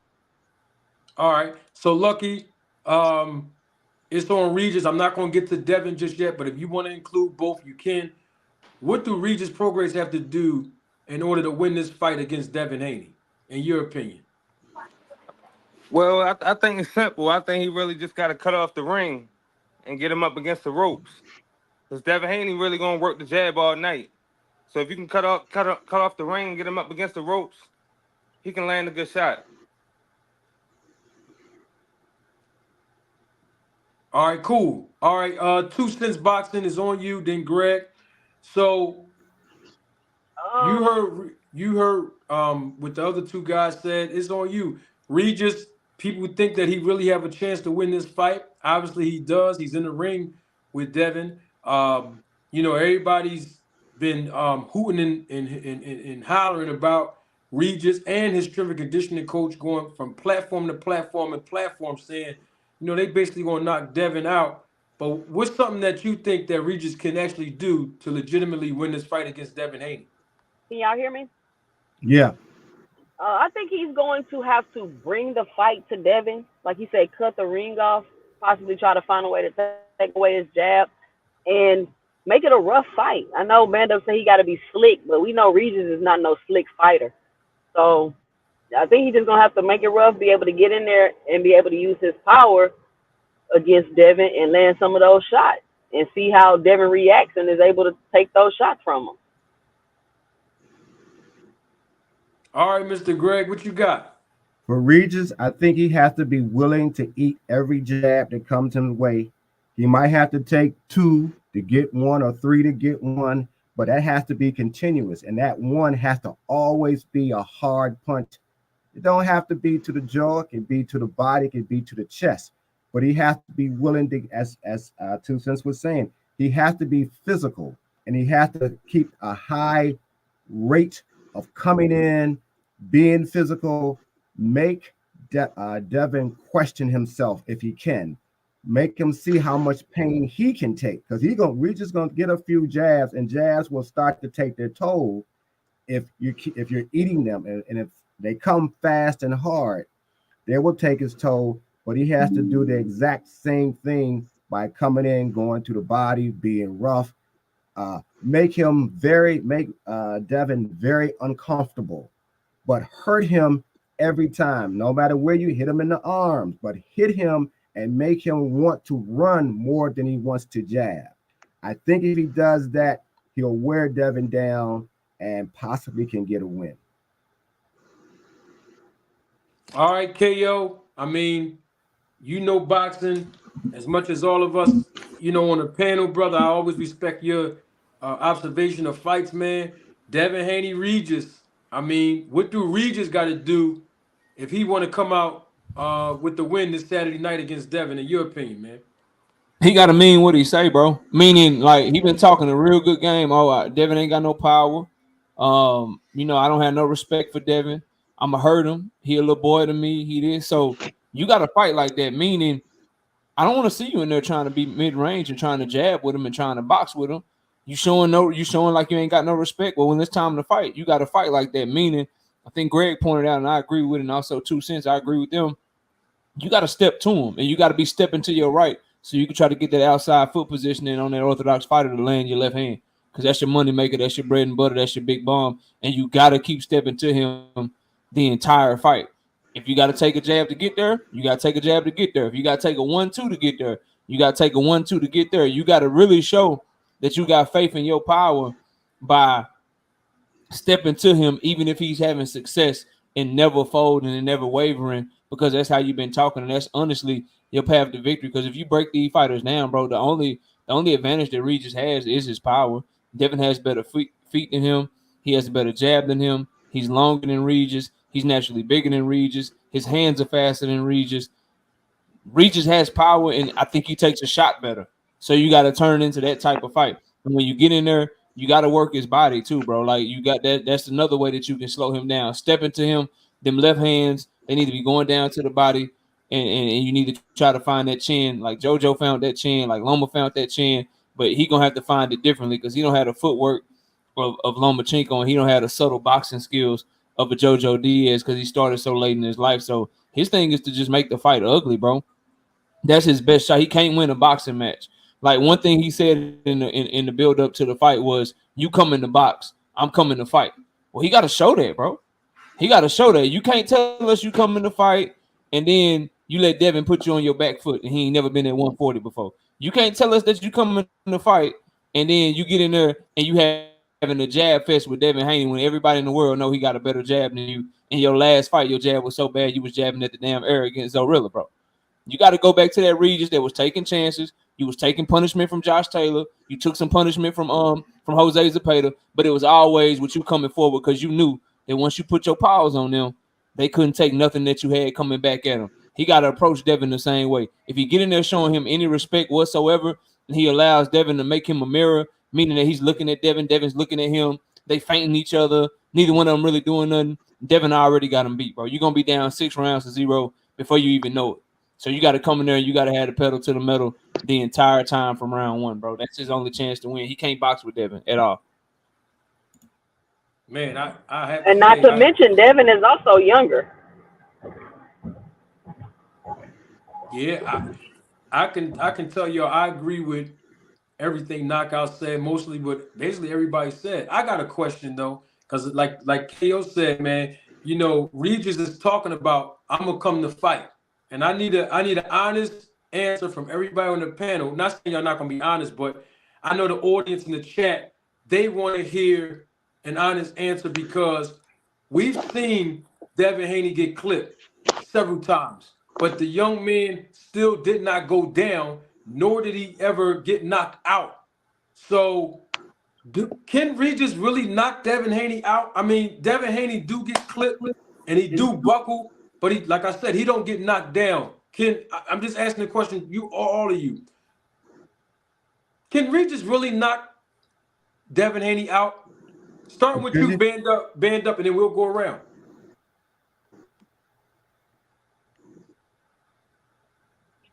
Yep, he can. If he catch him clean on that chin, it could be a night. It could be a long night.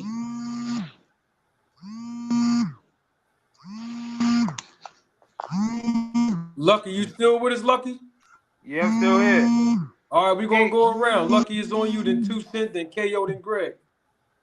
Yeah, he got a good shot at making it happen, but at the same time, there's been a lot of fights lately where they say they knocking somebody out and it just never happened. Sometimes they don't even fight for real. So hopefully he do try. That's the best thing I can say. Hopefully he do try. I do believe, I'm not sure how many big punchers Devin has fought, but his punch resistance is on 1,000. But I do believe that if Regis is able to get to him, maybe not a knockout, but maybe we could see a couple of knockdowns. So that's my 2 cents.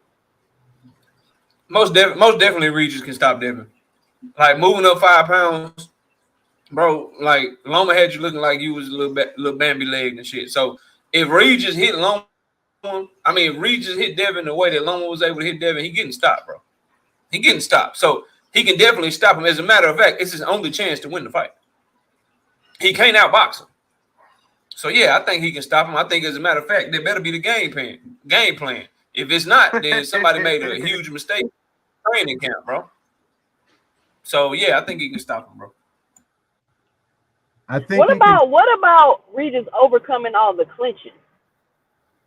Hold on, 2 Cents. Let's get Greg joined. We can talk about that too after Greg answer the question. Let's talk about the clinches too. I think Regis has to hit him a lot because I think because Devin's also on the snack program. I think one of the things that's going to help him is his recovery. You know, you're going to get hit. How fast is he going to be recovered? See, so Regis is going to have to hit him hard, I think, a lot in key places at the right times each fight. He's going to have to overcome Devin's ability to overcome whatever pain that he gets. But I wanted to say this too. Devin might need to become Larry Holmes with his jab. Because if Devin can fire a shotgun jab that's hard enough, straight enough, and keeps coming, that gets Regis on the chin and in the chest where you'll start to tighten up. He can slow Regis down from coming in as well, but that depends on, I don't know what Devin is doing in terms of jabbing, in terms of training on that. But if he can become if he can come even 50% of that jab that Larry Holmes had, he can do that all night to Regis. So that's another thing that I was just started thinking about. But I believe Regis, like I said, gonna have to come in. He gonna have to hit Devin. He gonna have to make Devin question himself, and he can knock him out. Devin wants to keep from getting knocked out. Yeah, he gonna have to clinch, and that's where your strength has to come in because the man got you inside. That's where you get to rough him up, hurt his arms, hurt his chest, hurt him around. Anywhere in the body that makes it uncomfortable, but makes you question: do I want to try to fight this man or do I want to grab him? Because either way, there's going to be some pain that's involved. So I think that's where he'll have to have that kind of mentality. And they probably have to train for him to do some of that just to make it difficult for Devin to get comfortable and get safe by being in close. It got to be dangerous inside, even when they clinch. That's what I think has to happen on the clinches that 2 Cent was speaking of. Hey Marty, can I say this just real quick, bro? bro? Can I just say Yeah, something real quick? Yeah. So OG Greg, I hear you. I highly doubt Larry Holmes got one of the best jabs in boxing history. I highly Well, I doubt know. he gonna be able to do that. But what I also want to say about the snack program and recovery and resistance and all that shit, Demetrius Andrade was on snack too. And I'm just gonna be quiet right there. Y'all go ahead. Yeah, that's what kept him in the fight a little bit longer. That's my opinion about that. That the resistance rate came up a little bit for him. I mean, yeah, I get that this is the second time at 168 in the ring with a monster who really was a monster. So that helped him stay in the fight. It wasn't going to help him win because he hadn't been in that division long enough. And that's where you have to look at, even when you lose in a fight and you have different things that you're doing, you have to look at those different things that you've been doing, how that helped you. It doesn't always help you win, but sometimes it can help you survive. It can help you stay in the fight a little bit longer. And that's what I think happened with Andre. He was able to stay in the fight a little bit longer. And that's where I think the snack program helped him. No, I don't expect Devin to come out and be like Holmes, but I was just, exaggerating that he could if he had a jab like that, or even they tried to develop one like that for this fight, it may help. No, he ain't gonna be Larry at all, but that's the example that I guess I was trying to use in terms of how his jab could be more effective. So 2 Cents brought up clinching. Do y'all think that Devin Haney's going to do a lot of or excessive holding? Is that what we're talking about, the clinching part? Once he see Regis get on the inside, he can use it as a strategy? Like, if he ties up and gets out fast, then he won't get penalized. But if he's hurt, and most of the time when guys hurt, they won't hold you for as many minutes as they can until the ref come break you up. Give yourself a little time to rest, recover, walk around the ref, give you a few more seconds for the fighter can get back to you. But particularly if the momentum is building up with Regis getting inside and hurting him. So I think that might be one of the strategies. I think that would probably be one of the strategies if Devin finds that he's really getting hurt. He's going to start trying to find ways to survive, and one of the ways to do it is to hold the guy tight until the ref break you up. You're burning up seconds or minutes or whatever the time it is. Then walk around the ref, give yourself some more time so you can recover because you probably got hurt a little bit. So I think that probably is going to be one of the strategies that they have to use if they can't keep Regis off him.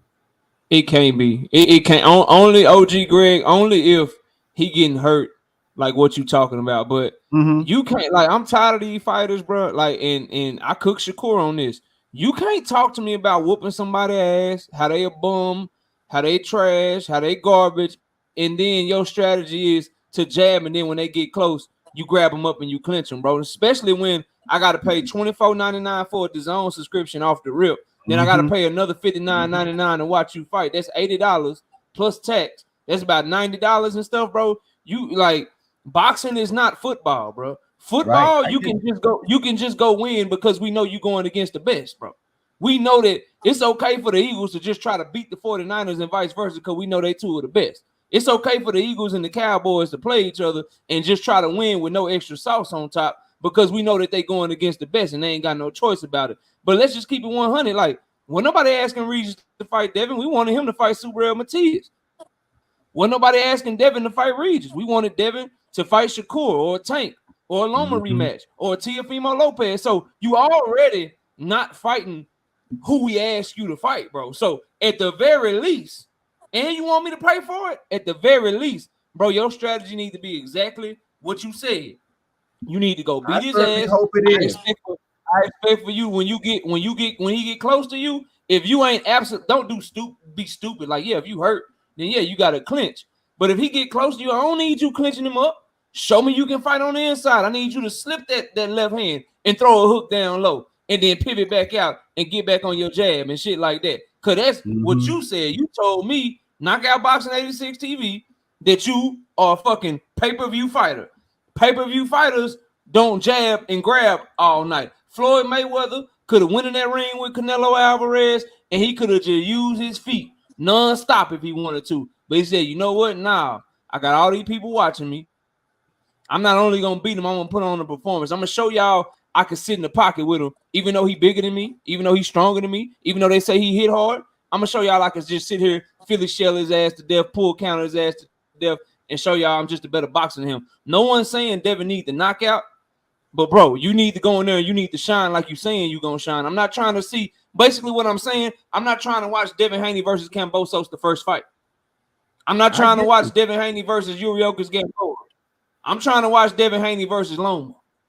That's the type of fight I'm trying to watch, bro. If you ain't coming like that, then I'm going to have a huge problem with it. Specifically, you just was shitting on Shakur for a very, very cautious, risk-averse, scary type of performance. You just shit on him. Man, I should have offered this 10%, bro.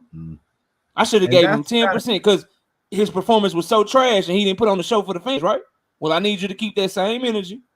And I need you to understand your responsibility to us and put on a great show, bro. That jabbing and grabbing shit, we're not going for that, dog.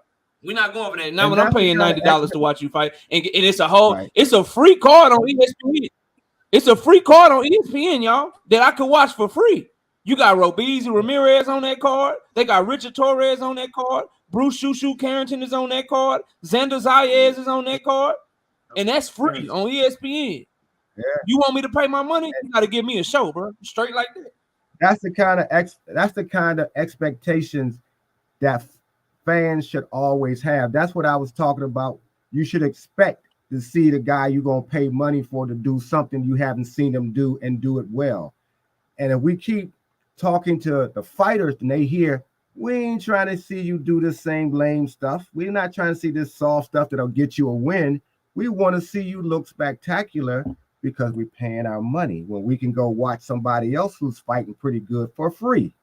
So that's what I say. What you should always have higher expectations of the fighters who talk like Devin has talked. Well, okay, I expect to see all of that. And I don't expect to hear any excuses about why you didn't. I don't care that your ribs got hurt or you was out the ring. You said all of this stuff you're going to do, and you're asking me to pay you or pay to see you do it, and then you don't do it. You're absolutely correct. Man, Knockout had to dip real quick, but he gave look, he took the words out of my mouth, and I was gonna wait until like Wednesday or Thursday to say this in my prediction. But that's facts though. That's real. Now, with that being said, 2 Cents Boxing, we got Deem up here real quick. Devin Haney said he's going for the knockout. Now, we know he never got knocked down. He never got knocked out. Regis definitely have an opportunity to win this fight. But Devin Haney said he's going for the knockout. Now, I'm going to start this off right now, Demon Greg, and I got to say this live, Lucky. Lucky, I got to say this. If Devin Haney knocks out Regis Prograis, bro, you're going to see, I'm just going to tell you, my whole snack videos is going to go through the freaking roof if he knocks this guy out. I'm not saying he can't. I'm just saying, bro, he better not knock him out. That's all I'm saying. I'm not expecting him to knock him out, but anything can happen. It's boxing. But I'm just saying, bro. Dean, I mean, he said he's going for the knockout, bro. Yep. Can it happen? Can Devin Haney knock this guy out? Deem you, then on 2 Cent, Greg, and then Lucky. Hey, Manager Marty, I want to say shout out to my brother Knockout. Shout out to Manager Marty. Y'all two is some of the biggest inspiration for me doing what I'm doing. So I just wanted to say appreciation from both of y'all. Shout out to 2 Cents, Mr. Gregory, Lucky Me, Kennels. I just want to say, Manager Marty, you and Knockout, man. I just love what y'all doing for this boxing scene, for these YouTube streets. It means a lot to me being a fan of yours. A lot of people don't want to use that word, but I gotta be a fan and supporter if every time y'all do something, I click on it and put comments in it. So obviously I like what I'm getting. So appreciate you, bro. Manager Marty, we talked about this, Manager Marty, and I told you, me and you have went back and forth about Bud Crawford. See, people will call me a hater though, Manager Marty, but not know that I was picking Errol Spence way before all of this stuff even happened. But once all this stuff came out, me and Manager Marty, we went at it about the Bud Crawford thing. But I'm a realist. I'm from Philly. When I get new information, I gotta be objective. Manager Marty been saying certain things. If Devin Haney gets a knockout, and Manager Marty, Mr. Greg, we talked about this last time. He hasn't had a knockout since the last time my 2 youngest kids was conceived. Not born, not pregnant, conceived.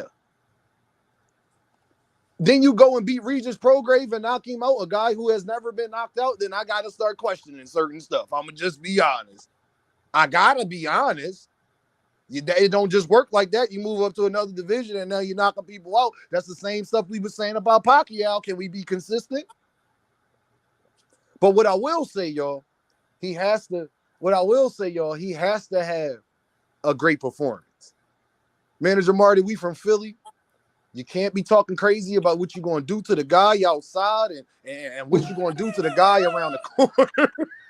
Hey, look, Greg is from D.C. and so is D.C. Jeroy. So DC, you can't do it in D.C. either.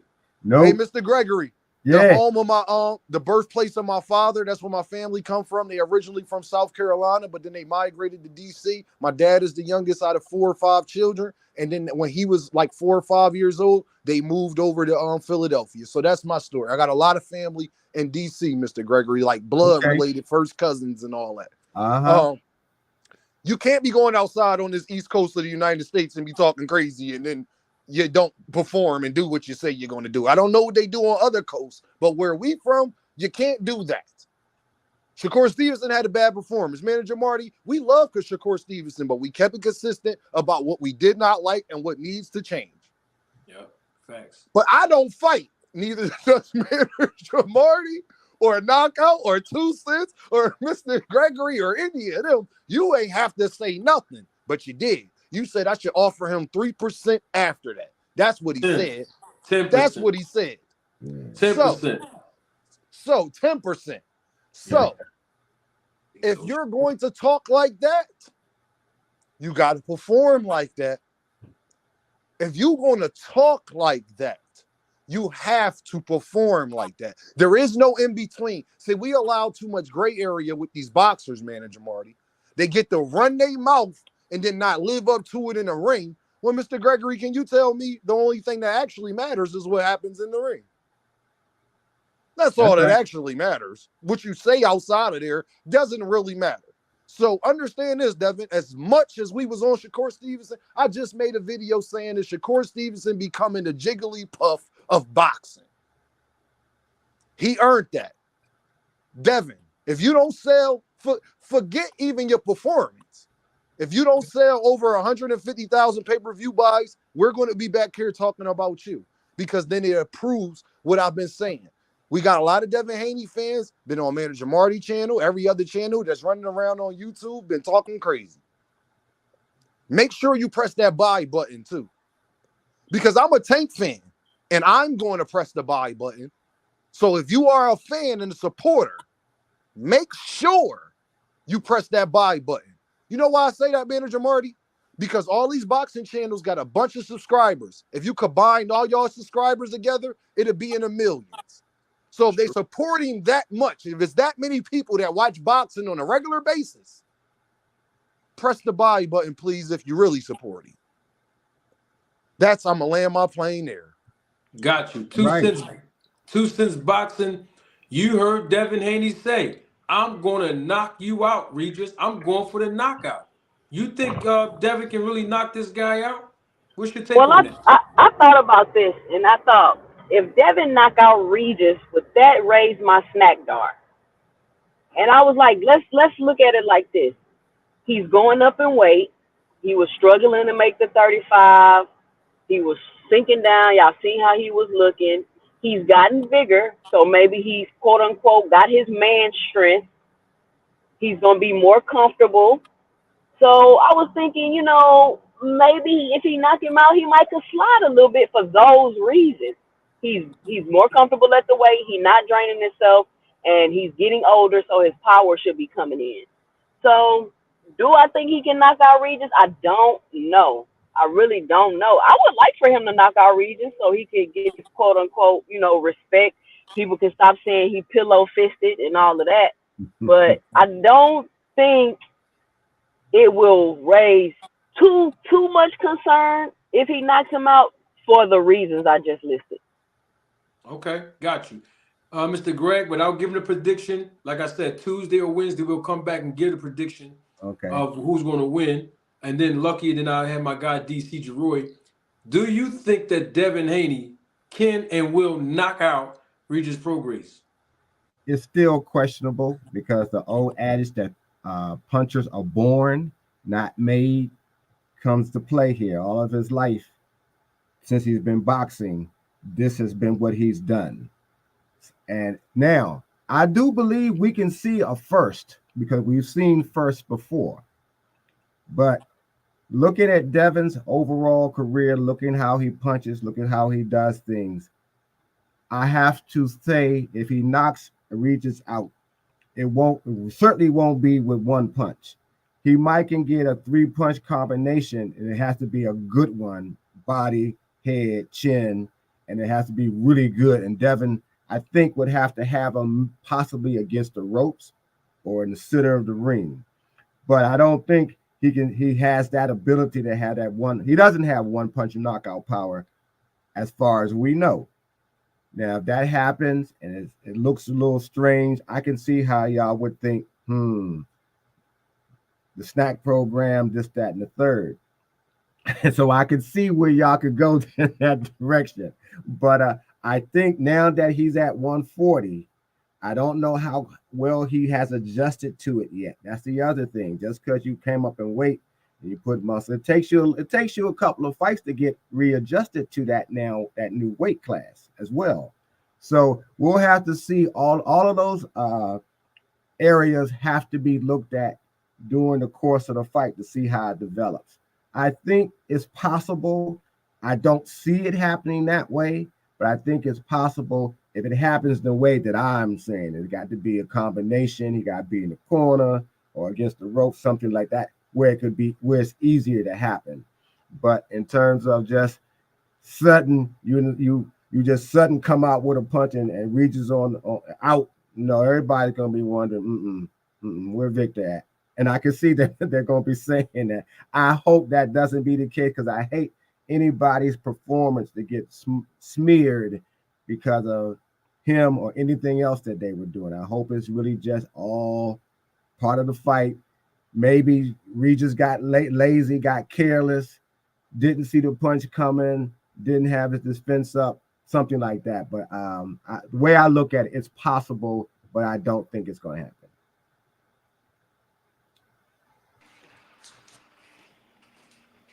Okay. Mr. Gray, you done? Yeah. Oh, yeah. I'm finished. I'm sorry. I should have said that's it. I'm sorry. All right, yeah. So look, I heard Dean. He said if you support boxing, then hit the buy button. If Devin Haney knock out Regis, only thing I'm buying is snack. And I don't want what's on the shelf. I want the same thing they got. Hey, Lucky, I already done ordered some. Hey, Lucky, chill out, bro. Come on, boy. You gotta chill out. You like real rap, like. I don't want what's on the shelf. I want the same thing they got. You want the Hey, Lucky, you want the certain things that other fighters don't get. Yeah. Yes, indeedy. So I'm gonna I let take y'all that know how it as works. a no. DC Jeroy, you are here. I mean, you heard what everybody else said, DC. I mean, we talked about Regis having the possibility of knocking Devin out before you got here. So I'll ask you, Devin said it in the build-up of this fight that he's going for the knockout. Do you think Devin, is that propaganda? Can Devin Haney really knock out Regis Prograis? No, hey, first of all, good evening, everybody. What's up, brother Marty? Peace to everybody. Hey. Hell no. So there's always a possibility that anything can happen, right? But when we start talking about the probability is low. And I'm not even going to echo. My man Lucky hit it right on the head, man. If it's going to look suspect to see Devin come, step in the ring and knock anybody out, especially in dramatic fashion, and accumulation of punches, even that's going to seem to be a little suspect to me. So I don't buy it. I think he has to sell the fight. I think let me kind of take a step back because I was listening to y'all a little earlier. I'm actually fed up, man, with the fighters. We're dealing with a new type of boxer / fighter today, man. And it's not even just fighting; it's across all sports. These youngins don't have the same type of mentality. They don't have the same type of heart. It's all about getting a bag. It,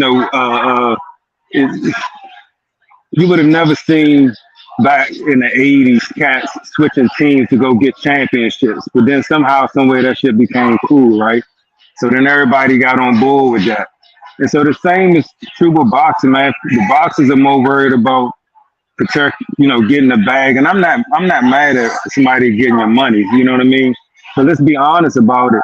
Boxing is not one of those sports where you sitting around trying to take the easy right out. You get into boxing because you built like that, or you're supposed to be built like that anyway, right? And so cats that's all of a sudden now changing up their game, changing up their angle.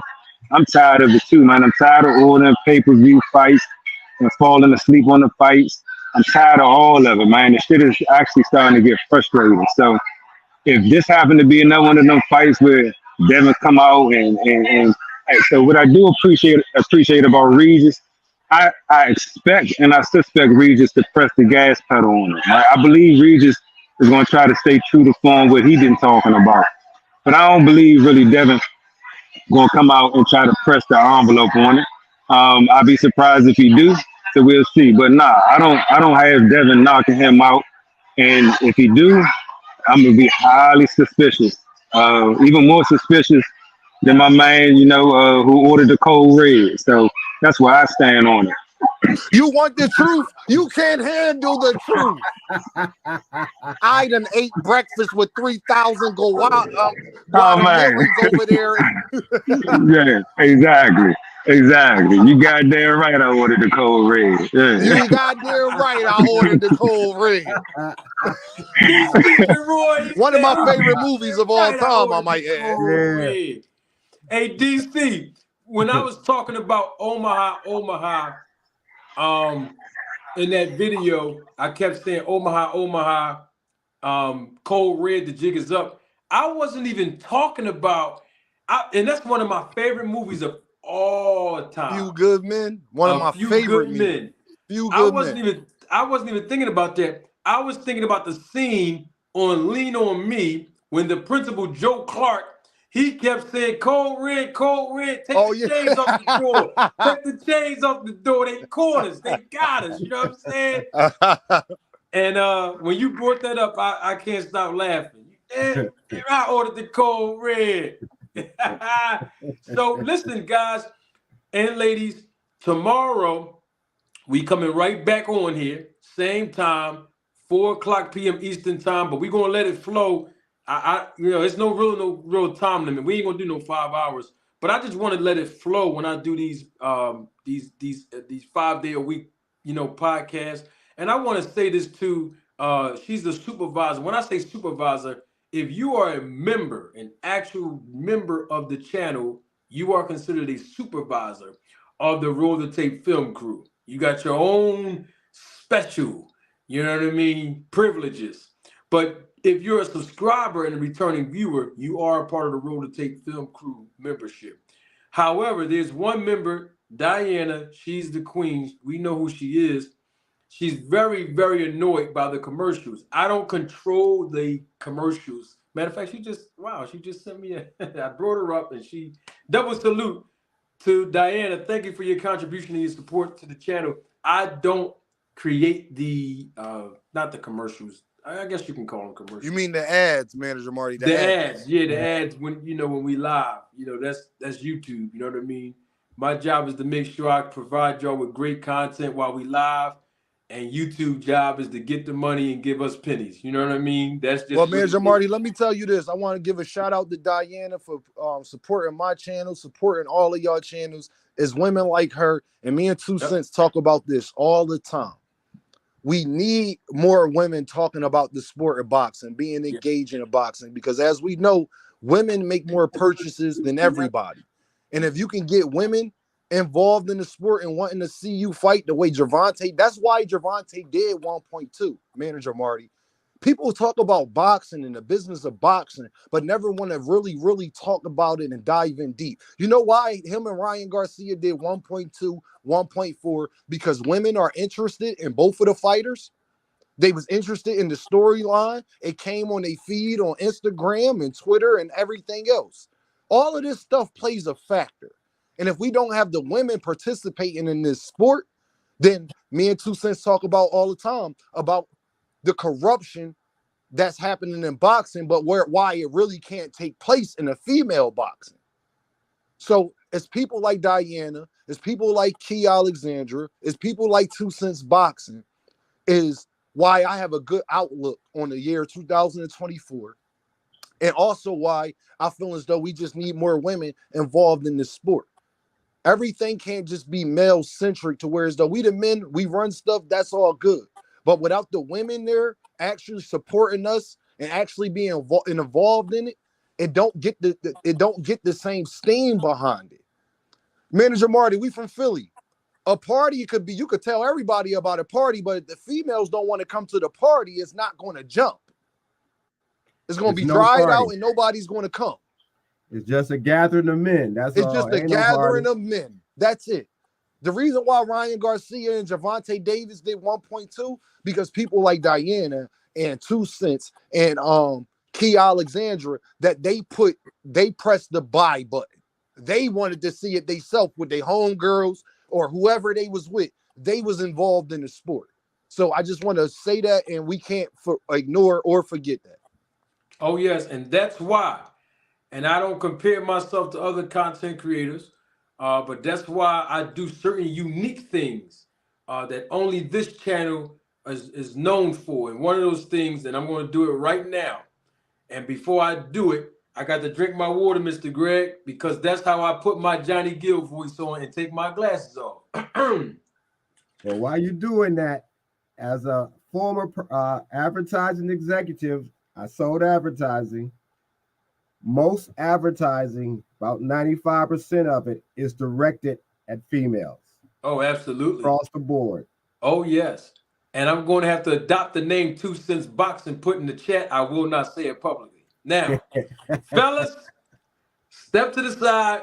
This is only for the ladies. Ladies, I want to tell you from the bottom of my heart, Manager Marty, say thank you for your support, for the contributions that you make on this channel, whether it be the investments that you make with your time and your financial resources.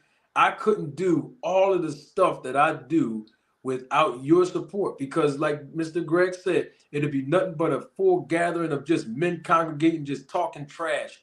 But when the women come in, it makes men act a little bit different. You know what I mean? So we need the estrogen, we need your support, we need the comments, not just in the comments section below, but also in the chat and how you engage and the contributions you continuously make on this channel from day one.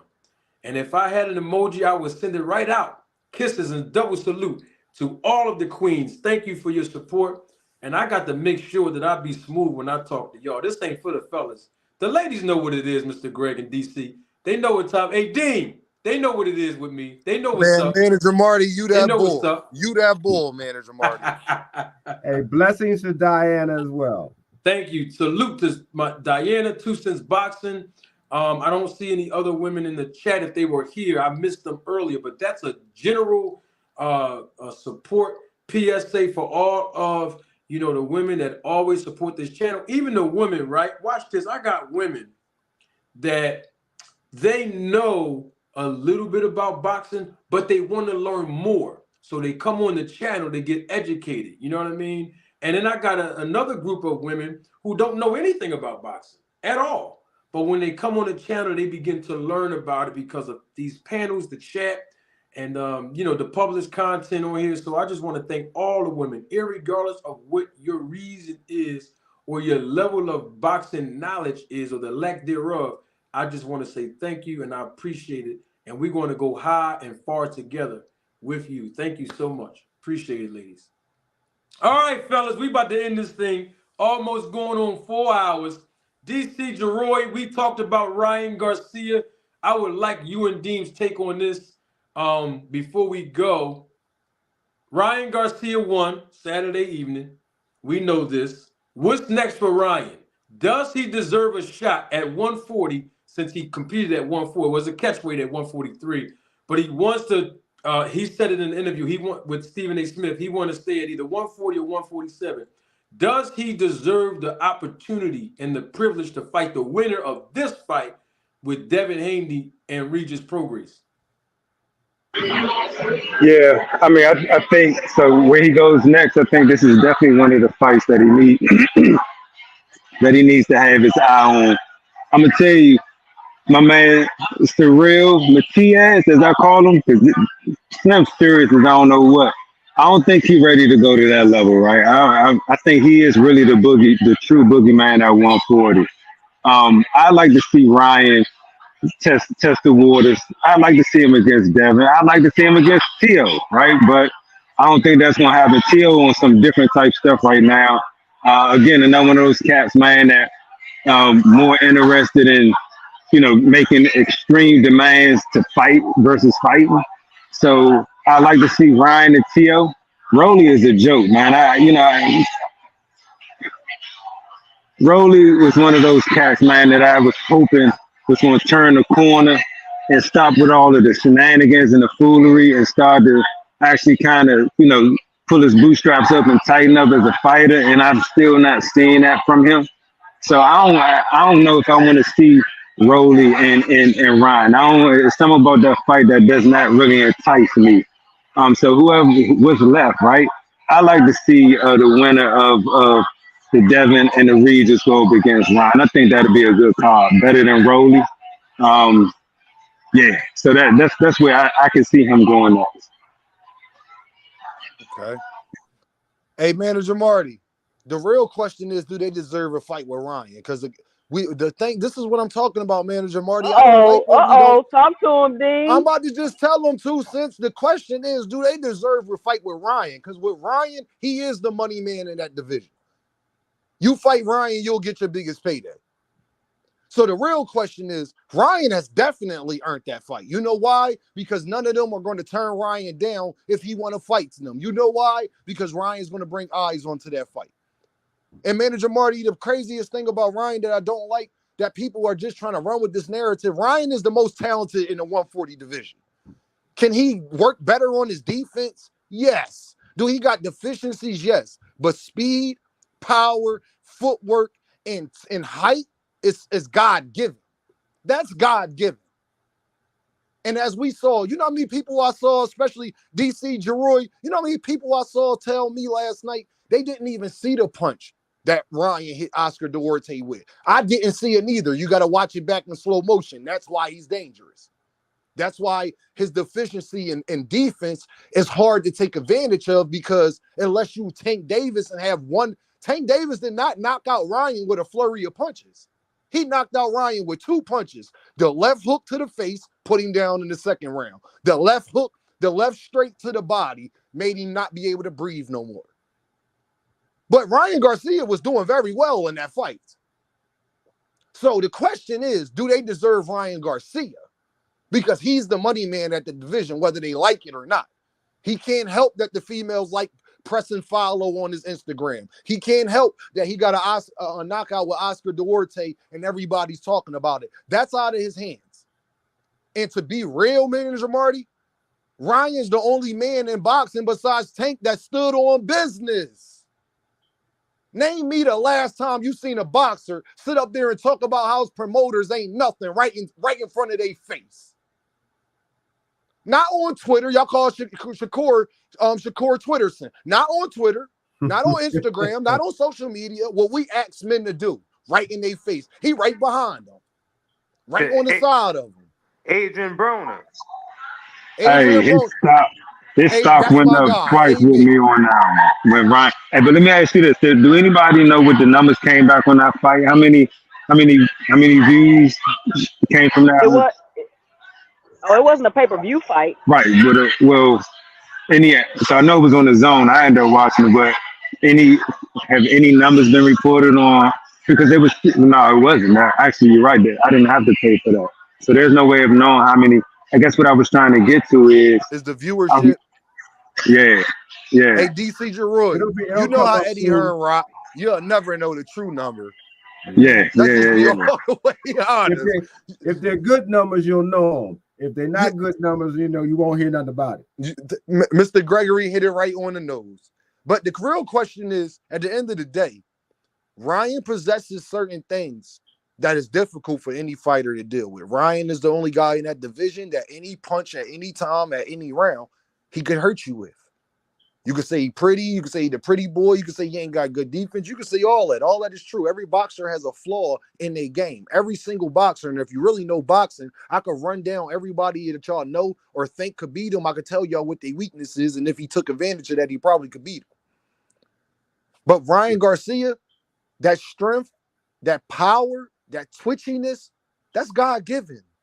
There's nothing nobody teaches you that makes you a problem in the ring. So, hey, when you can master the punch you don't see coming, you a dangerous fighter. You a dangerous fighter. And more importantly, he found himself inside. He got past that self-doubt that was in his head. You could see it. He was finding himself, and he made a decision in that fight where he was getting hurt more so to me than he did with Tank. And he still found himself and kept fighting. He moved a little bit, but he fought and he found himself. And I think that was the greatest thing ever that a fighter can do is confront their own fear and overcome it. And I saw him do that in that fight. And he got that and all the other attributes, and they're going to tighten up where he needs to tighten up skill-wise. You're right. He's already the money man. He's going to be a dangerous man now. Mr. Gregory, that's why I rock with you, because I just like to keep it consistent. Everybody in that division has deficiencies. Everybody has something that they need to work on.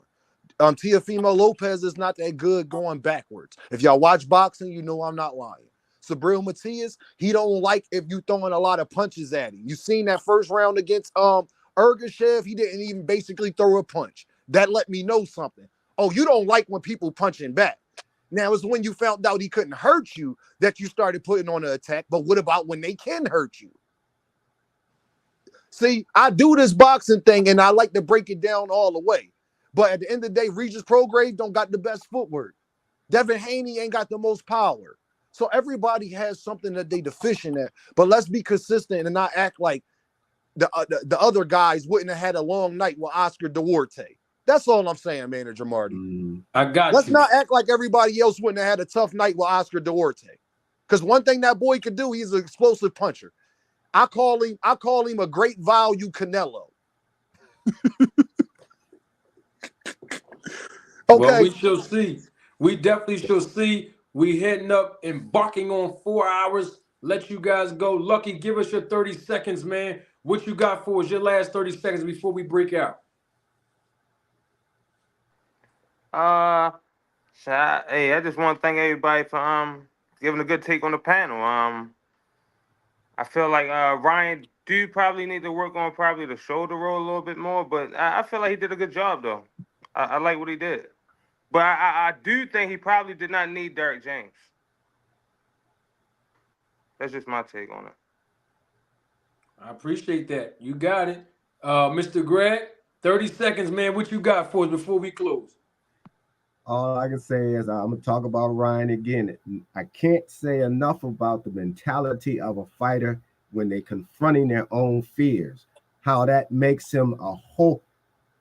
Uh, when Ray decided to fight Duran, in that fight, if y'all remember, he was called a media creation, and instead of boxing Duran, he fought him. Yeah, he lost, but he came out. Everybody had a lot more respect for Ray Leonard, and you saw what he did as he went on, and it changed how he was perceived. This fight, if I'm looking at it right, and I think I did with Ryan, it's going to change how they look at Ryan. They're not going to look at Ryan any longer as being a pretty boy. They're going to look at Ryan as willing to go in there with somebody who can really do some damage, and he stays in and still will win and can win big, because you didn't even see the punch. I mean, I didn't see the punch that well either. So that's something to be said, and I think that's something to be commended, and I think it's a wonderful thing to see. I'm looking forward to the Regis Prograis and Devin fight.